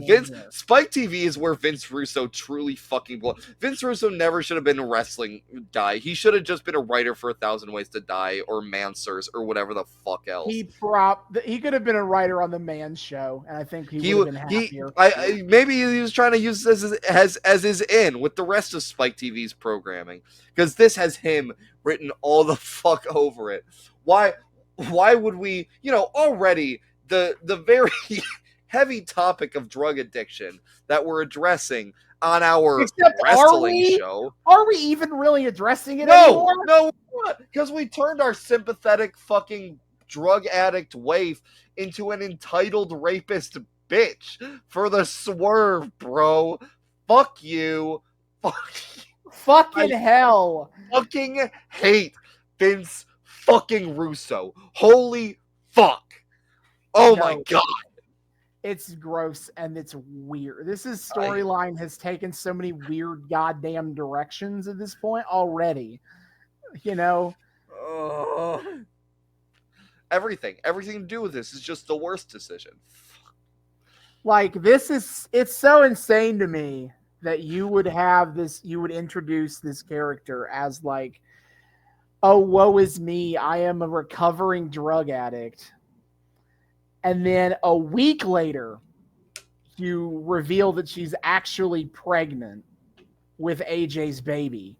Mm-hmm. And 4 weeks later, you have her full on healing up, like, you need to do the right thing, AJ. And how could you forget that hot, passionate night we had while you were drunk?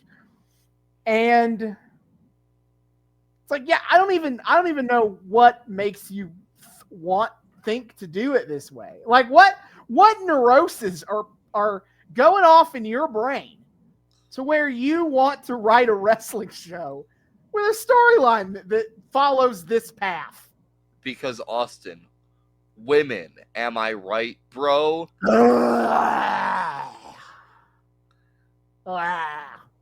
And also, I don't know, drug addicts are gross? ?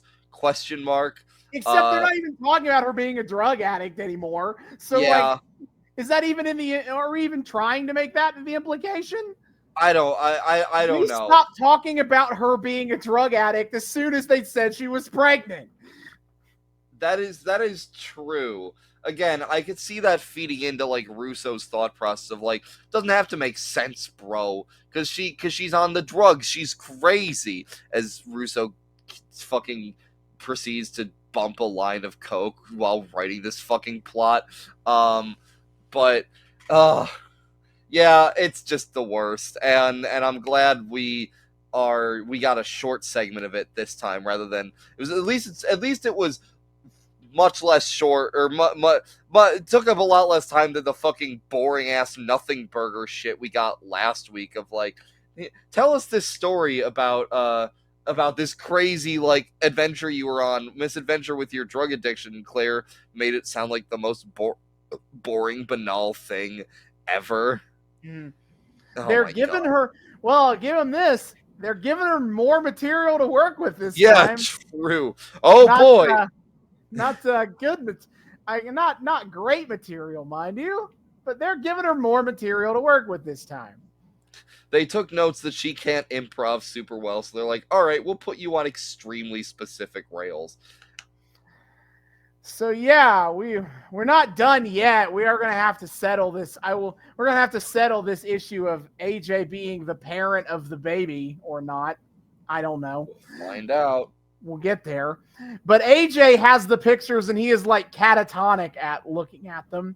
Unfortunately, AJ Styles is too busy looking shocked and dismayed to get a sense of what he has to say about them. You know, maybe we'll hear next week his opinions on the matter. Mayhaps. But then we jump away from that entirely to cut to a Bellator commentator, Sean Wheelock, joining guest commentary for a match. Sean Wheelock, who says, I'm such a huge fan of Impact. I've been to one of your house shows. And yeah. I mean, admittedly, that's like going to a TNA house show does imply some commitment. That's fair.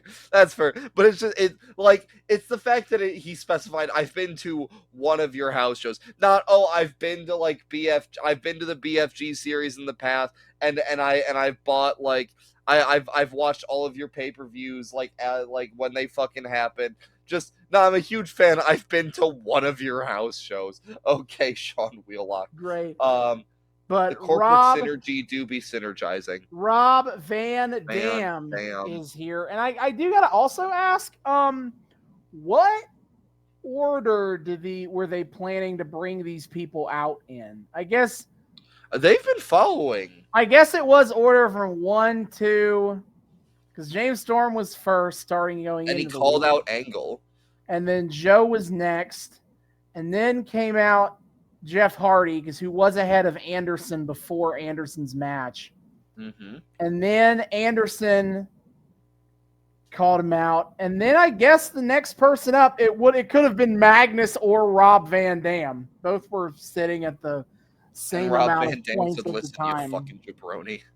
And they were like, LOL, no way. Magnus, you are not as big a guy as Rob Van Dam. Sit your ass down.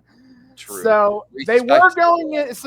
So they were somehow they actually plotted this episode in the correct order for the gimmick they gave the episode. Which I'll give them that they managed to overcome their own fucking convolution to do that, but also fuck.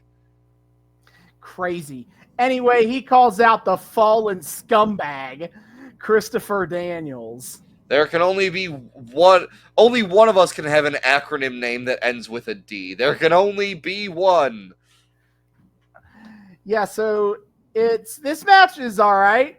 I do need to shout out that unlike the last open fight night, when CD brings his Appletini out, he actually chugs it before getting into the ring instead of just like setting it unfinished on the apron. My question is, the only times we've seen him with an Appletini are on open fight night. Is this an open fight night tradition of his? Is it open bar at open fight night? One a month? Is it like his open fight night treat to himself that he has a fucking Appletini? No, it's open bar at open fight night. That would make open bar open fight night. It's basic math, SpongeBob. They said open. They said open on both parts. That's how that works. The match is fine. Sean Wheelock on commentary says that he's worried about aces and eights showing up and fucking up Bellator 72. God, that would have. Honestly, I would have loved to have seen them try to run a stupid angle on a Bellator show like that. Oh yeah, I mean, you could hear Sean Wheelock, like, you could hear the gun that was held to his head as he was forced to As say he that was transgender suggesting that line. idea. Yeah, yeah. He was like, I would rather die. Bet. No, it's MMA pro wrestling integration is so fucking funny to me because those are two audiences who like even people Kind who of don't like give a both shit of about each those, other. even people who like both of those things do not want those two things to intersect at all. Yeah, we've seen what happens. It's called the fucking Brawl for All. But not even that. It's just like it's there are a lot of ex and current wrestling fans within MMA for sure. Mm-hmm.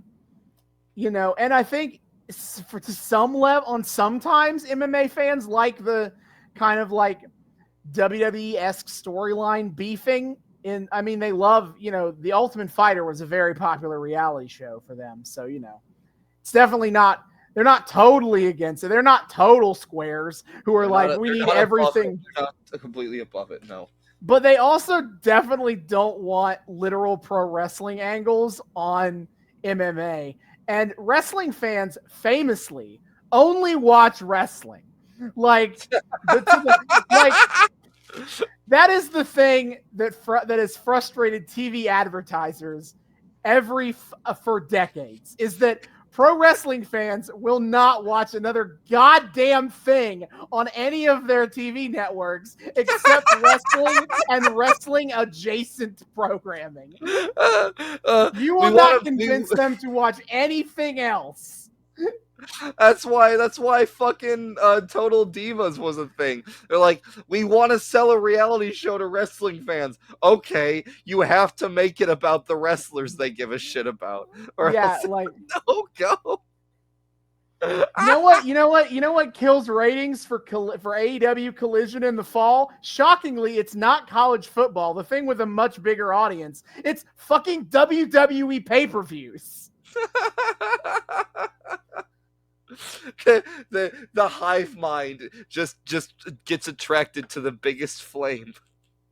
Now, WWE has a larger casual audience that will, like, for say, dip out of watching Raw to go watch Monday Night Football, for example. That's a well-established trend. But when you're dealing with, like, things very deeply in the wrestling niche, no. All these fuckers want to watch is pro wrestling. I can confirm. I don't like. Well, actually, I do. The lead-ins. I feel like the lead-ins are very important. They'll enjoy a good lead-in. They will enjoy the but last not even 5 the lead-in. minutes The of last a 5 minutes. lead-in. The last 5 minutes. No, famously, They're never watched. No one has ever watched. No wrestling fan has ever watched The Accountant. They've only watched the last 5. They've only watched fucking. What's the actress's name? Anna Kendrick looking at a dog portrait. They've watched that. No, I was gonna say it is the last 5 minutes because when we used in my friend group when we used to pirate AEW streams before I got my Fight subscription, it would just be a pirated TBS stream, and we would always get like the last 5 minutes of a Big Bang Theory episode beforehand. So much so that friend of the show and former guest star Dominic Bianchi, after we switched over to Fight, demanded that before we would turn on episodes of AEW on Fight, we would go onto our Plex server, pull up a random episode of Big Bang Theory, and watch the last 5 minutes just so he could get that lead-in experience. That's insane shit. I'm over. So that is the one other thing wrestling fans will watch is that 5 minutes of lead-in before. Hell yeah, I watched NXT this week and watched the last 5 minutes of an SVU episode. I love turning on Collision and getting the last 5 minutes of Star Wars Episode 6 for the billionth time. So many wrestling fans have watched the funeral of Darth Vader so many times. And the birth of Darth Vader equally as many times. It's like poetry. It rhymes. So yeah, wrestling fans. Yeah, so back to the point I was making. Why do a crossover of Bellator and TNA? No one wants You that. fucking Bellator. What the fuck even is a Bellator? I'm pretty sure that's a type of fungus you get on your foot. Like That's the solid number 2 MMA promotion. that's my point exactly. Extremely solid number 2. It's, oh baby. Oh, is that it? Oh, is it a solid number 2? Not a But solid. hey, if you are a TNA wrestler who wants to pretend that you're going to get into MMA, brother, Bellator has got a spot for you. Yeah, really. Like as an example, Gig Bobby Lashley, when he was like, "I'm gonna beat up cans in MMA a little bit," you can bet your ass. Well, actually, he did it with he actually did not fight in. Nope, there it is. Yep, he signed with Bellator in 2014 to 2016. Guess when he was in TNA, he fought goddamn Bellator. Is that where Jake Hager beat up cans too, or is that UFC? No, let me see. Let me look up where did Jake Hager beat up cans. I also love that For the those of you MMA who don't world. know, we do run a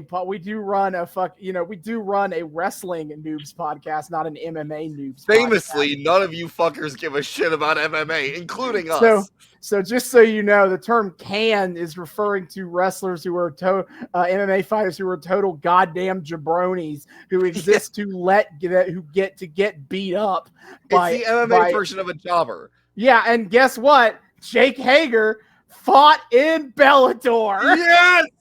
Yeah, baby! Let's fucking go! If you are a wrestler that wants to dabble in MMA, Bellator has got a spot for you.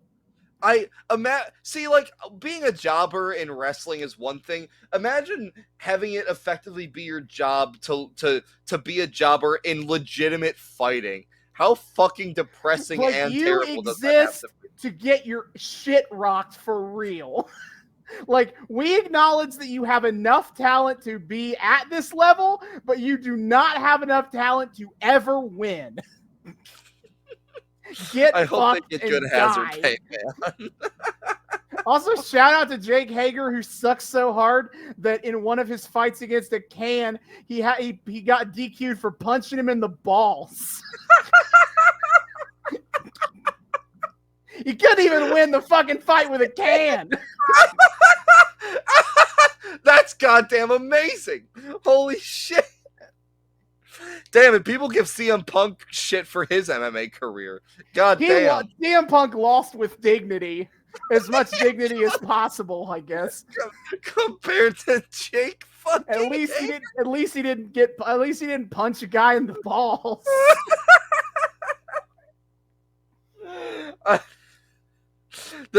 Famously, that can tried to steal Jake Hager's hat, so you know that's a crime punishable by fucking death. Sure. This match anyway. Rob Van Dam versus Christopher Daniels. It's a fine match. Yeah. I didn't really get that many notes. It's two pretty highly athletic dudes getting a couple minutes to do stuff. Just having fun together. Love me some RVD. Love me some CD. Wheelock on commentary talks about how much Bellator dudes like doing suplexes, and Taz goes nani. Also RVD. Do you have any match notes before the ending? No, of course not.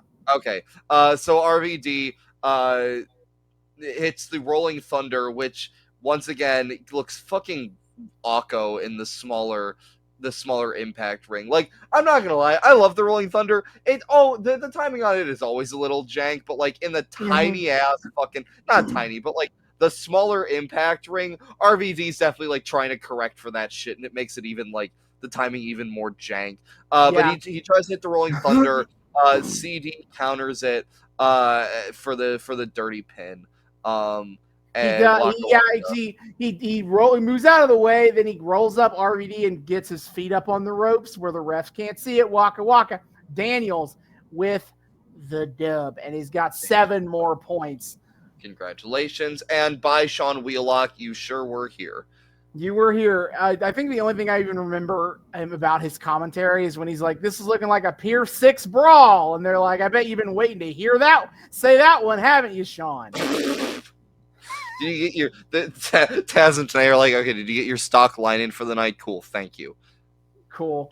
Then we Don't go interrupt back. us. We go backstage to Austin Aries. He's making fun of Roode's little freak out, and he's like, "But you know, you're right, Bobby Roode. I shouldn't have beat you at Destination X because you shouldn't have been champion at Destination X. Shane Storm should have beaten your ass for that belt." And so he's like, he looked up the definition of fluke, and Bobby Roode's face is right there. Right there. Aries is like, "I'm right here if you want to call me out, Roode." And he does this whole promo about how everything about him trumps Bobby Roode. I feel like he used that verb just for the ending line. Yeah, I will say, he does say, your robe gets trumped by my cape. Which Jesus is Christ. a lie. So That's an fucking... absolute Well, lie. yeah, first of all, it is a goddamn lie. We'll get to that when the actual match happens. And second of all, Jesus fucking Christ, wrestling is so goddamn campy that we have two shirtless, beefy dudes going, "My cape trumps your robe." Okay. Austin Two Aries. extremely masculine dudes arguing over which of their glittery robes is cooler. But don't you call him short on Twitter. He's cool. Yeah, but he says that his world title belt trumps Roode's dress belt, and then at the end, the aces and eights hand falls out of his cape when he picked it up, and he's like, "Aces and eights, I trump that too. Do you get it? Trump like trump cards, like card also, terms." I think the fucking aces and eights calling cards are glued together. They're absolutely glued together. They are 100% glued together in that formation because Aries picks them up and like they're in fucking like perfectly found, just like they were when they fell out of his cape. So that's funny that they took that goddamn ace and eights took playing cards and glued them together to make their goofy ass calling card. I'm glad I'm glad they did that. They were like, "We got to make this calling card legit. We got to glue some cards together." We get joined. Taz and Tanae get a call in from Brooke Hogan to explain what's going on with her dad, and she's like, "Dude, my dad has had multiple surgeries, brother. He's not in good shape, dude, but I don't really want to talk about it right now, brother." My father's been really heavily sedated, brother. He said consciousness wasn't going to work for him, dude. Yeah, and so they're like, "Cool, thanks, Brooke." So Hogan has had multiple Hulk Hogan multiple surgeries, including his pelvis, aka they broke his penis. Want to put that on the record? Those aces trying to fuck on me, dude. Yeah, they were. My penis, brother. They broke his penis bone. Why are they trying to do this to my pee-pee, dude? Absolutely, brother.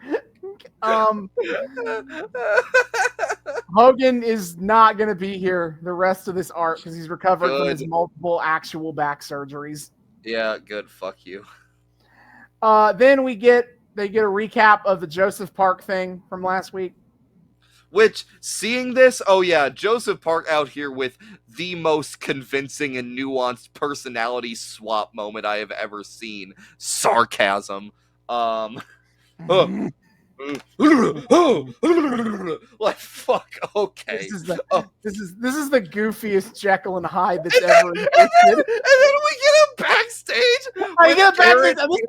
This whole clip is hilarious, honestly, because he's talking to Garrett Bischoff, and he's like, "You know, with your last name, that comes with a big risk of a lawsuit." No, what he first says is, with the last name Bischoff comes a lot of potential. No. That's incorrect. That's a fucking lie. Second, and legal liability. Okay, yeah, well, that is fucking true. And he's like, "Well, you know, have you ever thought about getting an attorney to meet us at Park and Park?" I've never talked about that, but his legal law firm is Park and Park. What the They couldn't even come up with 2 other fake names for the law firm. So are the other Parks also Abyss relatives? Yeah, Or I want to know: are the partners at this law firm 3 men or women? That's 3 people conveniently with the last name of Park, or is it 3 people in the Park family who all became lawyers? I'm no open idea. to either one. Oh my god, The which that would first be one, yeah, Abyss is actually the black sheep for going into wrestling and not fucking well, I guess if they're running that Abyss really is just Joseph Park, then he actually is not the black sheep of the family. He just has a split fucking personality.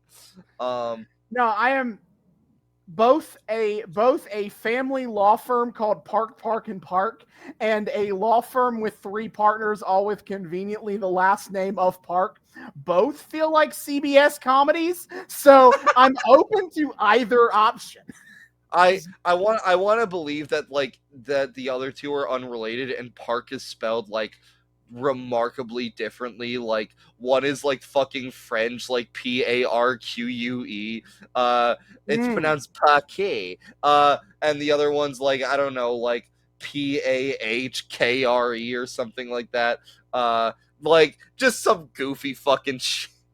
yeah, but Uh, anyway, at Park and Park, they Park. specialize in all sorts of things. He's like, think about it. And Garrett's like, cool, great, I will. But I gotta ask about last week. And Joseph Park is like, yeah, you're right. I mean, I didn't come away with a win there, but for the first time in my life, I stood up to my bullies. And I'm very proud of it. He's like, no, dude. Like at the end of the match, when you're at the blood and the black hole slam, like who Ooh, was that out there? And he's like, well, who? Me. It was me. What are you talking about? what? I think you've been hit too many times on the head there, son. And he says Garrett Bischoff, you're a dipshit with CTE, and then walks away. no, so he's like, so he doesn't know. He actually doesn't know what he's talking about. I think this is absolutely a turning point for this storyline. I'm just theorizing, by the way, that like now it's both known that Joseph Park is Abyss, but also that Joseph Park knows that he's Abyss. And Okay. I guess the second one is pure speculation. I But don't know. I I feel feel like they're still running that he's clueless because of the whole personality swap shit. I could go either way on it. Like, it depends on how you read his interaction with Garrett Bischoff, I think. Like, if you read that as like genuinely naive or snarking, Yeah, that's fair. I think that depends. I think that, like, is he trying to gaslight Garrett Bischoff, or is he just that clueless? It Very could go funny. either way. It's very funny, the notion of just wanting to gaslight Garrett Bischoff. Only Garrett Bischoff as well. Everyone else Only is like, Garrett. oh Well, yeah. yeah, I fuck was that like, guy. oh yeah, I'm Abyss. That's right. Like, yeah. But only to Garrett Bischoff. He's like, no, what the fuck? This No, is just I to. have a brother. His name is Abyss. We are 2 Well, separate people. again, he fed Garrett Bischoff the line that his last name means he has potential. He's clearly trying to fuck with him. That's true. But after that, though, I mean, we're down to the last 2 BFG series competitors. No one wanted to challenge Bully Ray or Magnus, Just mostly really because they funny. suck.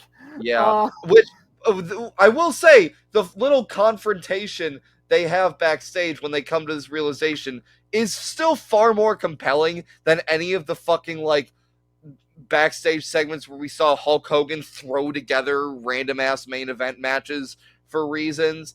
So like congratulations, these 2 jabronis still managed to do better fucking on-screen matchmaking than Hulk Hogan. Which Magnus makes the entrance first, and then Bully does the like cartooniest sneak up behind him, while Magnus is on that fucking Dora the Explorer shit with the crowd going, "He's right behind you," and he goes, "What? Who's right behind me?" Magnus The needed blue the insert crowd. comes The over and crowd clicks needed on a chant. The crowd needed a chant. Swiper, no what? swiping. Bully, no bullying. Bully, no bullying. Bully, no bullying. Oh man! Yes, outstanding. Sadly, the But crowd did not do that, and so that would therefore he got the sneak attack on That would have been Magnus. so. Yeah, well, they didn't know the magic words. That would have been so good.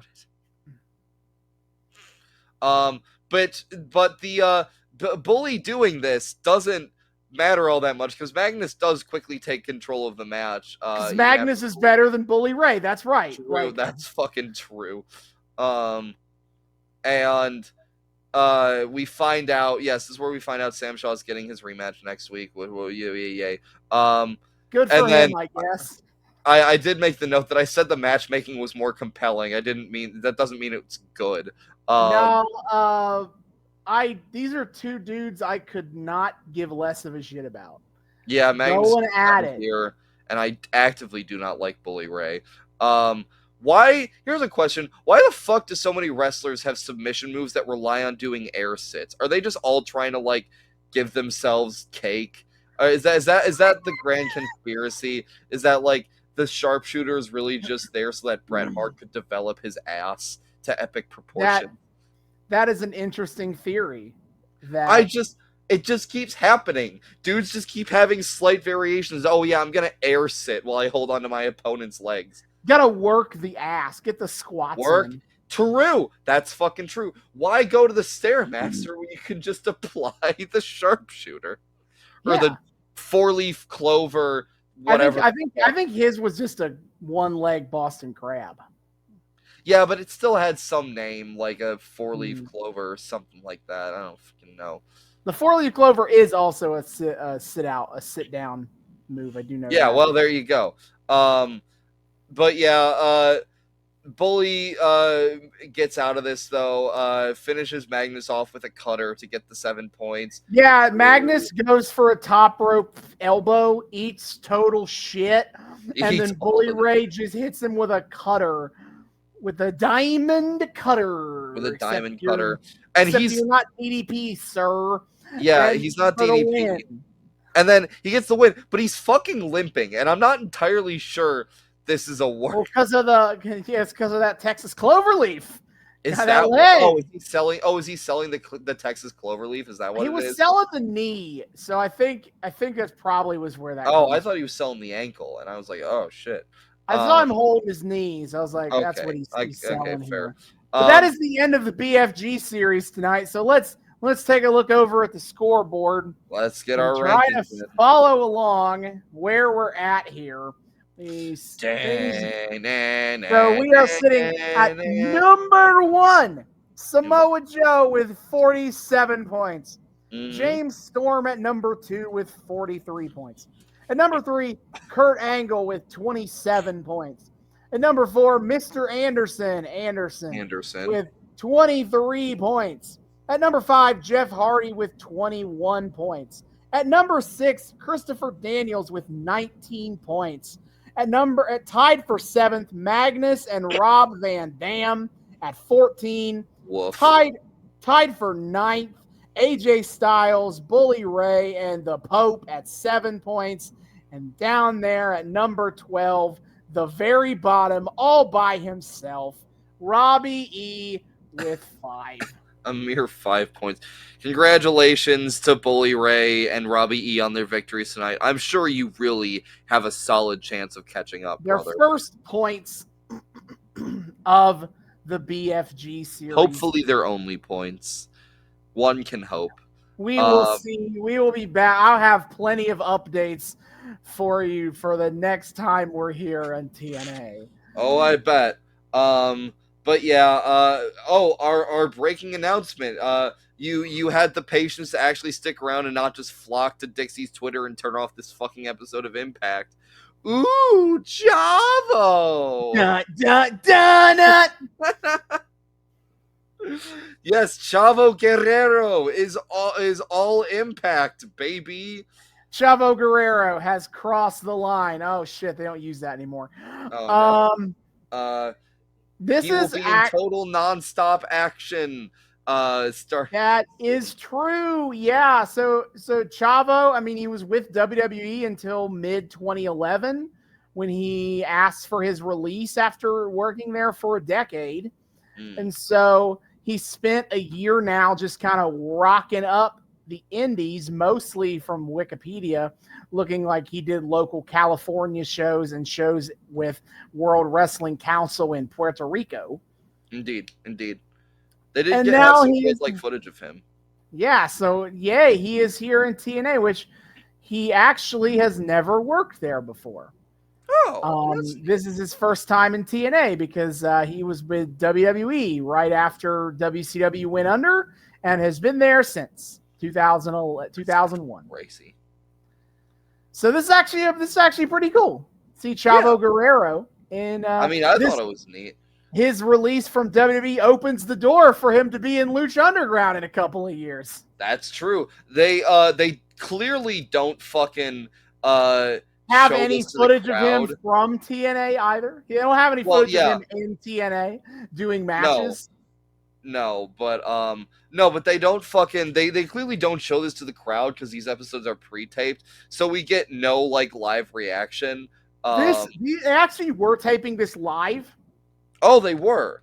They were taping this live. They just maybe didn't show this or didn't mic the crowd for the reaction Because to this the video. crowd did not react at all. It's actually it's extremely. I'm not sure how if like I know they're filming these live, but like, does the crowd see the backstage video stuff? I actually have no idea. That is interesting. Yeah, I don't know how the fuck it works for a TNA taping. I would assume, but maybe not. Maybe not.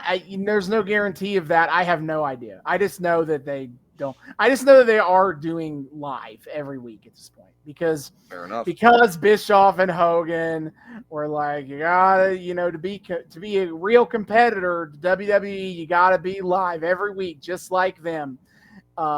As you can bet, this ran up the expenses for TNA considerably, and they were not really making money before Hogan and Bischoff got here. Who let Not these a guys lot of know money. modicum of power again? That would be Dixie Carter. It would be Dixie Carter. Hired them.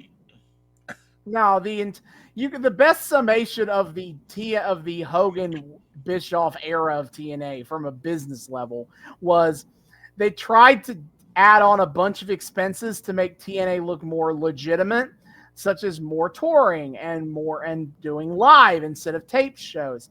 That they did that, and then they were not making enough money to like justify those changes in those increased expenditures.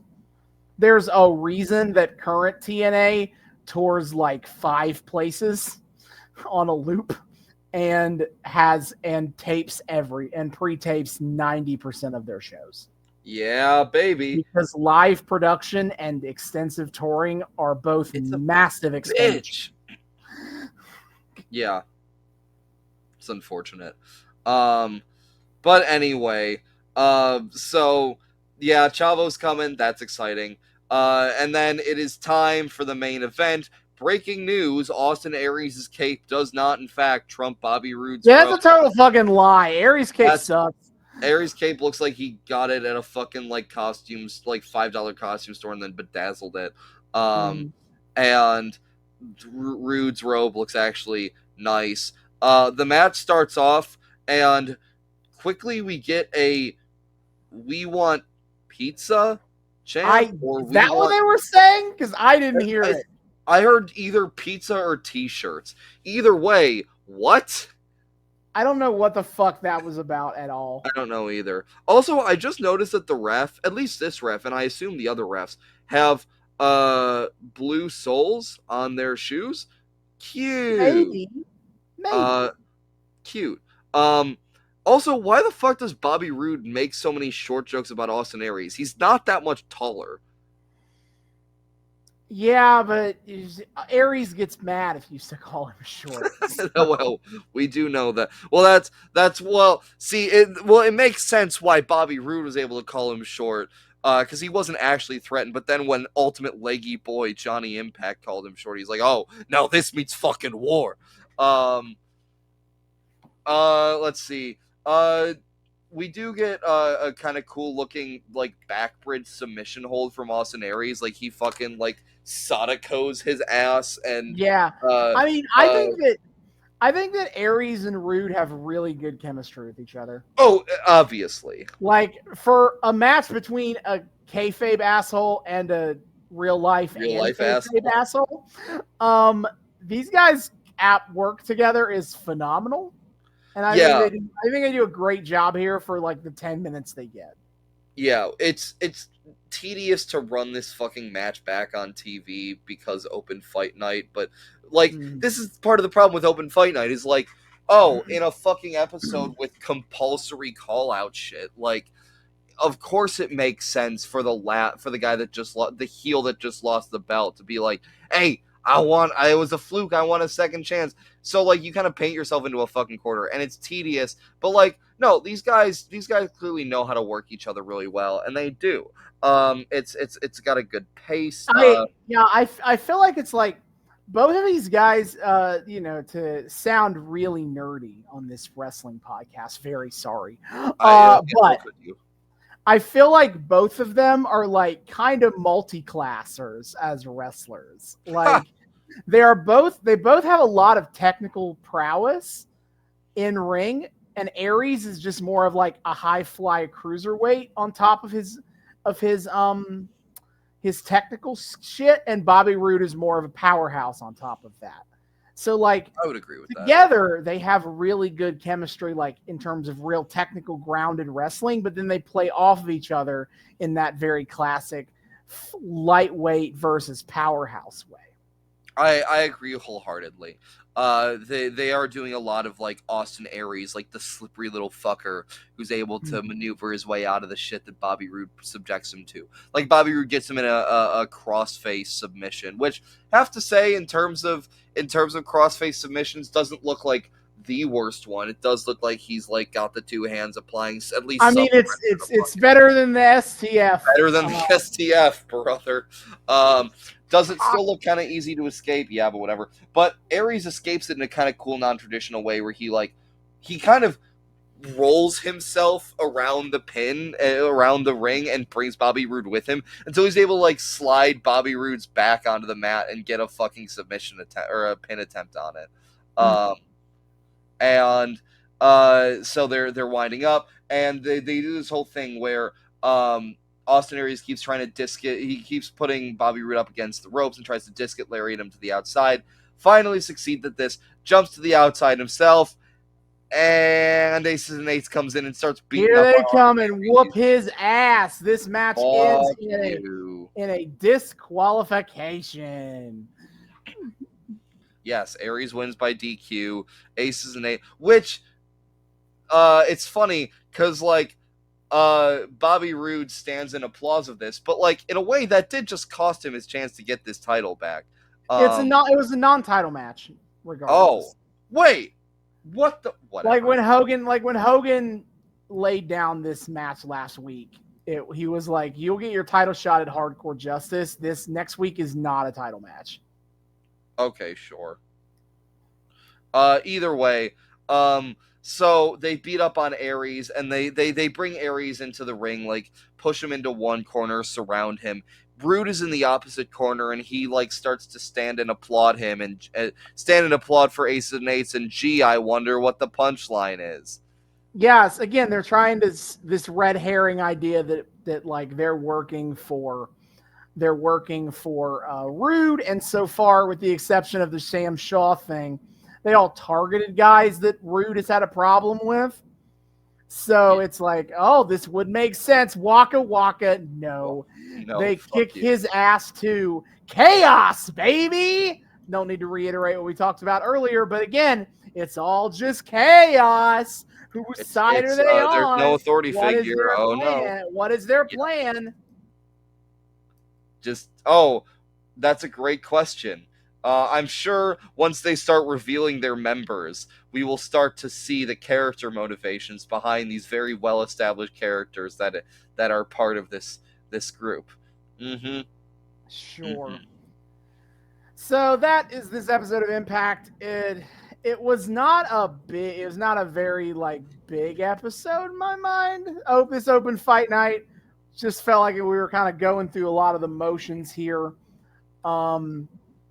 Aces and Eights is active. I feel like they actively made both of their biggest storylines going right now worse, or two of their big three, with Claire Lynch, the date rapist, and Aces and Eights are just doing whatever now. actively worse than where this storyline was. Both of these storylines were a week So ago. stupid. It's just all stupid. Again, decent in-ring work, stupid fucking storytelling surrounding everything. And the BFG series, though, is a consistent level of dumb. Yeah, pretty much. But that is it for this episode of TNA Impact. We have a couple more of these to go as we All right, continue on with strap Claire in. Lynch. Let's see But how much deeper this deeply fucked up iceberg goes. Holy shit. yeah, how much worse could they make it really? I'm sure somehow far worse still. Do I want to find out how? No. Do I have to? Yes. Fuck Yep, me. you are obligated to find Pressure. out. God damn it. But for next time, though, we head back to 1985. We're going back to Jim Crockett. It's time to go back to Starrcade. Get on the road. Or wait, are we doing Starcade or are we on the No, road to we're still Starcade? on the road to Starrcade. Okay, the road to Starcade. There we go. Last time it was all about how Dusty Rhodes' ankle is shattered and will his career ever recover? The obvious answer is, of course, it will, but we will see where the drama, of course. And we're here for Magnum TA, and Magnum TA wants a U.S. title match, and Tully Blanchard is like, "Fuck off! No, you've had all your chances. Fuck off! I want to take a vacation." Which, based, all right, maybe I'm on your side, Tully. Yeah. Actually, what the fuck is this Magnum asshole doing? Still doing the back of the line, dick. Yeah. All right. Yep. So next time we'll be heading back to Jim Crockett, 1985. Until then, David, hit our plugs. Yes, sir. Dear friends, thank you all so much for joining us on yet another episode of the Noobs and Knockouts Podcast. We are so delighted to have you here. Returning listeners, viewers, what have you, you know the drill. Thank you all so much for once again welcoming us back into your eardrums, your eyeballs, whatever it is you use to consume our content. We're just so happy that you're here. New people, hey, hi, how's it going? Welcome to the show. We here at the Noobs and Knockouts Podcast like to think we are friendly to both noobs and knockouts alike. So whether you're brand new to the wild, wacky world of wrestling or you're a veteran of all the weird bullshit, either way, we hope you feel welcome here. We hope things feel accessible to you here. We hope you've had a good time. If you want to keep having a great time with us week after week after week, I'm going to make sure you know all the ways to do so. First and foremost, of course, you can find us on YouTube. We are the Noobs and Knockouts Podcast on YouTube. Hit subscribe, ring that bell, make sure it turns a nice little solid color so you get notifications every single time we drop a brand new episode. Give us all that sweet engagement of likes and comments. Helps out the show tremendously. Check out all of our playlists. Austin has been kind enough to organize all of the storylines that we follow into their own separate playlists, so that if there's a storyline you want to follow without having to skip around a whole lot, you can just do that all the way down. It's great. And also, it's the video version of our show if you want to see our beautiful, sexy faces. Austin's a beautiful new Chase U shirt. You know, he's modeling for us. Thank you. Indeed. The U, babe, they are the new number one contenders for the tag team titles. And I brother. I want to believe that they're going to win because Braun Breaker and Baron Corbin are the tag champs, and they seem destined to immediately break up because Braun Breaker is going to SmackDown now. So let's get the belt. Let's get the belts back where they belong, baby. All right, that's fucking exciting. So you can see all our video version over on the YouTube. But if you are one of those audio only freaks, as some of you are, you can find the Noobs and Knockouts podcast on 3 of the best places to find your podcast: Spotify, Google Podcasts, Apple Podcasts. Be sure to check all of that out, if you like listening to us. Again, we ask for your sweet engagement. Download our shows so you can listen to us offline. Give us ratings and reviews if you'd be so kind. Maybe some 5 stars, maybe some advisories that people might check us out. I don't know. Just a thought off the top of my head. And just enjoy listening to us audio only, Spotify, Google Podcasts, Apple Podcasts. Of course, past all of that, we somehow exist past this void that we find ourselves in week after week. If you want to follow us on the social media, you can do so on Twitter. We are at Noobs and Knox Pod on Twitter. That's at Noobs, the letter N, Knox Pod on Twitter. Come check us out. We do the whole Twitter thing. We meme it up. We engage in mind-melting IWC discourse. We put up a post every single time we drop a brand new episode, so you guys always know what the hell is going on. Highlight of our Twitter is, of course, weekly wrestling live tweeting every Wednesday night at 8 p.m. Eastern on TBS. We are watching and tweeting about AEW Dynamite. Having a good old time doing that shit. Additionally, when we have the time to, when I have the time to, this is my responsibility. As shameless AEW mark that I am, sometimes we're watching and tweeting about AEW Rampage at 10 p.m. Eastern on TNT, or AEW Collision on Saturday nights at 8 p.m. Eastern on TNT. Either way. I am caught up on AEW right now, and Oh tomorrow shit, buddy. Tomorrow I will immediately be behind again because I'm going to be at Unsanctioned Pro tomorrow instead of watching Collision. How could you? But either way, well, I won't be watching Collision either. I keep having shit to do on Saturday night, so I keep missing. But sometimes I do. Wow, I wonder why the Collision ratings are so much lower than Dynamite. What a weird thing. Anyway, look how busy we are on Saturday nights. True, but they are all right for fighting. That is true. They are. They are. But either way. Always check out the Twitter, see if we're tweeting up a storm about the AEW shows. On top of that, Austin, the knockout that he is, likes to follow all three of the major promotions, likes to tell you guys about all the shit that's going on in them, for a myriad of reasons. One, for all the noobs of the world, if you're trying to find your place in the wrestling world, we like to give you a little sample platter of all the things in America, at the very least, you could be following, and tell you guys about some of that shit. Sometimes Austin even tweets while he watches some of the big pay-per-views. And, it's our chance on the show to talk a little bit about the world of modern wrestling amongst all this retro shit. So, my friend, what is on the docket coming up?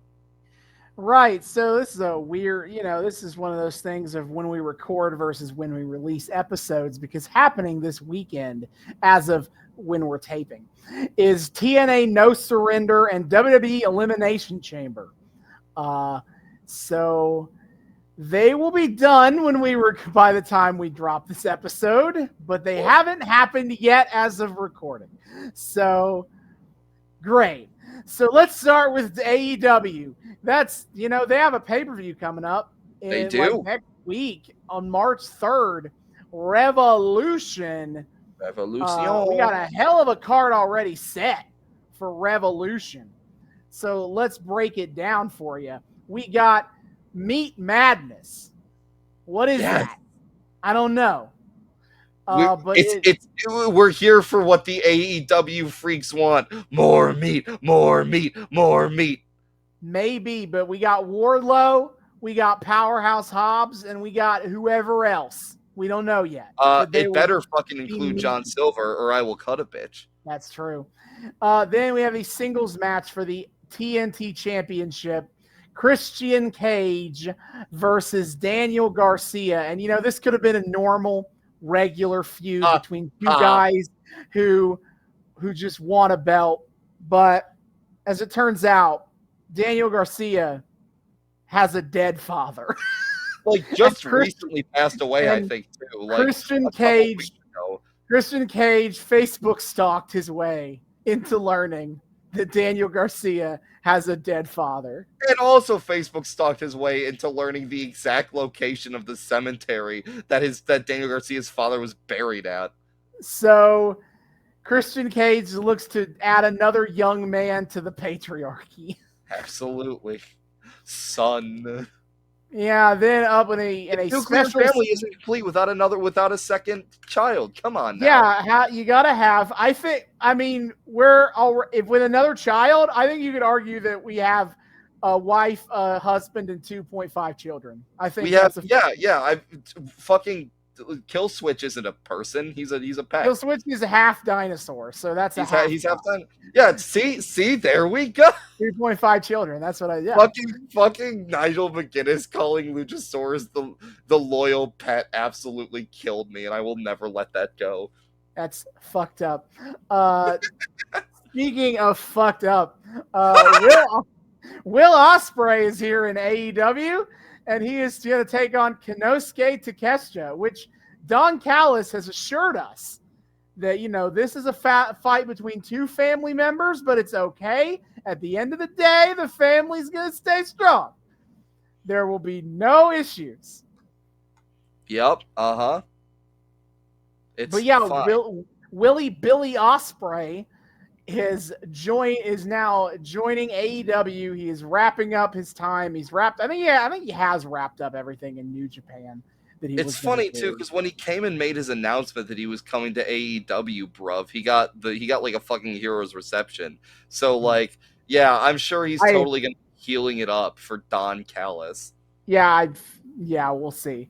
And then for a match for the Continental Crown Championship, Eddie Kingston versus Bryan Danielson. Bryan's been talking that mad shit about Eddie Kingston being a bum for months. But guess what? If Danielson loses, he has to shake Eddie's hand. Which this worked out so well for Eddie the last time he put a stipulation like this on a match. I'm sure it'll be fine. Then for the women's championship is Timeless Toni Storm versus her former best friend Deonna Purrazzo. And they were roommates. This is the most and they were roommates Toni Storm has ever been. And she did have a feud with like the outsiders, the outcasts. So, that's saying something. There is a bar here. For the AEW World Title, it's Joey Samoa Joe versus Adam Page, now with mustache and one functioning ankle. The best Adam Page. And Swerve When I Drive Strickland. Yeah. With the Prince Nana. And the dance. We cannot forget. And the dance. I love that Prince Nana is getting his flowers now when he started this gimmick in the early 2000s as a joke on the Nigerian Prince emails. So, and now he is still fucking here. Yeah, well, it's funny because they brought him in and I'm like, what the fuck is this early 2000s ass character doing here in the 2020s? What the shit is this? And then he just turned out to be the best thing ever, actually. Absolutely. So it really feels like Page is fucked here, not just because of his ankle, but because he is so obsessed with beating Swerve Strickland that I think the real question is, will this lead to Joe winning or will this lead to Swerve winning?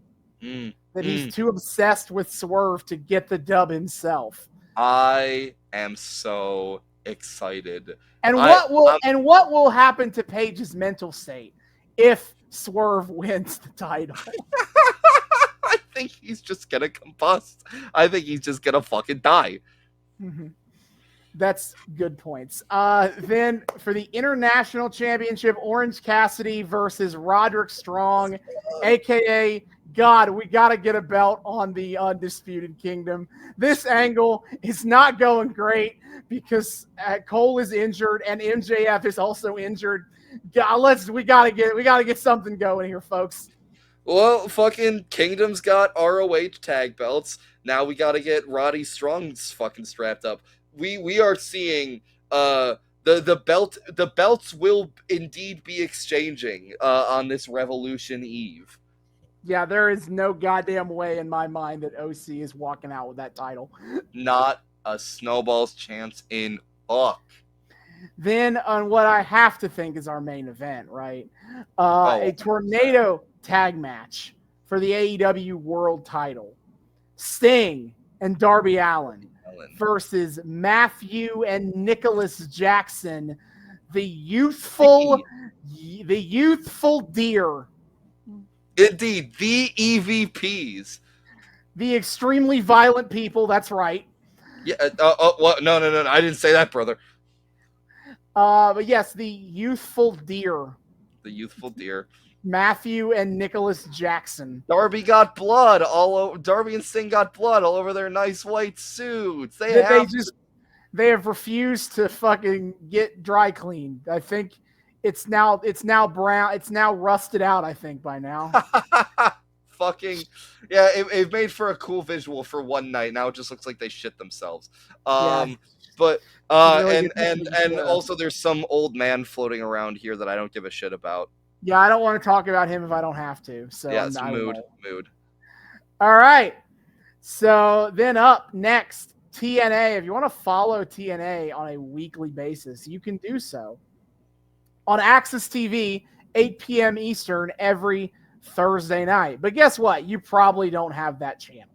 So we'll get to the real way to follow TNA every week, which is with a $1 YouTube a month, $1 a month YouTube subscription to get TNA every week at 8:30 p.m. Eastern for commercial free Indeed, on YouTube.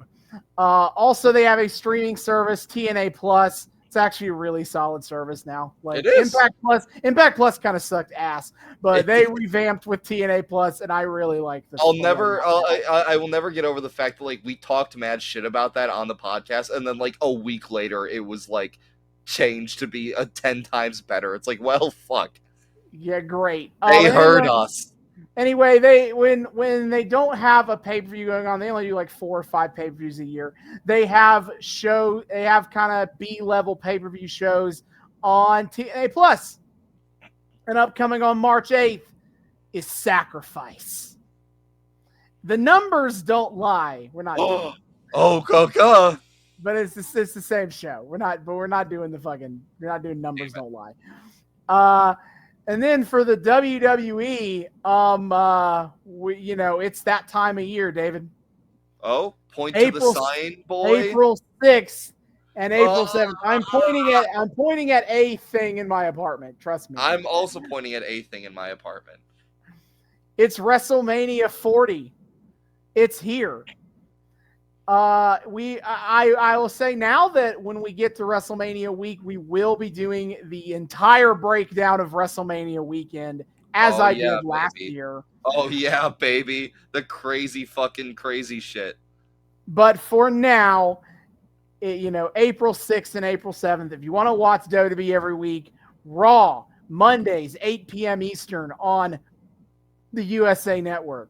SmackDown, 8 p.m. Eastern on Friday nights on Fox. Or if you're a real freak like me, you can watch NXT Tuesday nights on USA Network at 8 p.m. Eastern.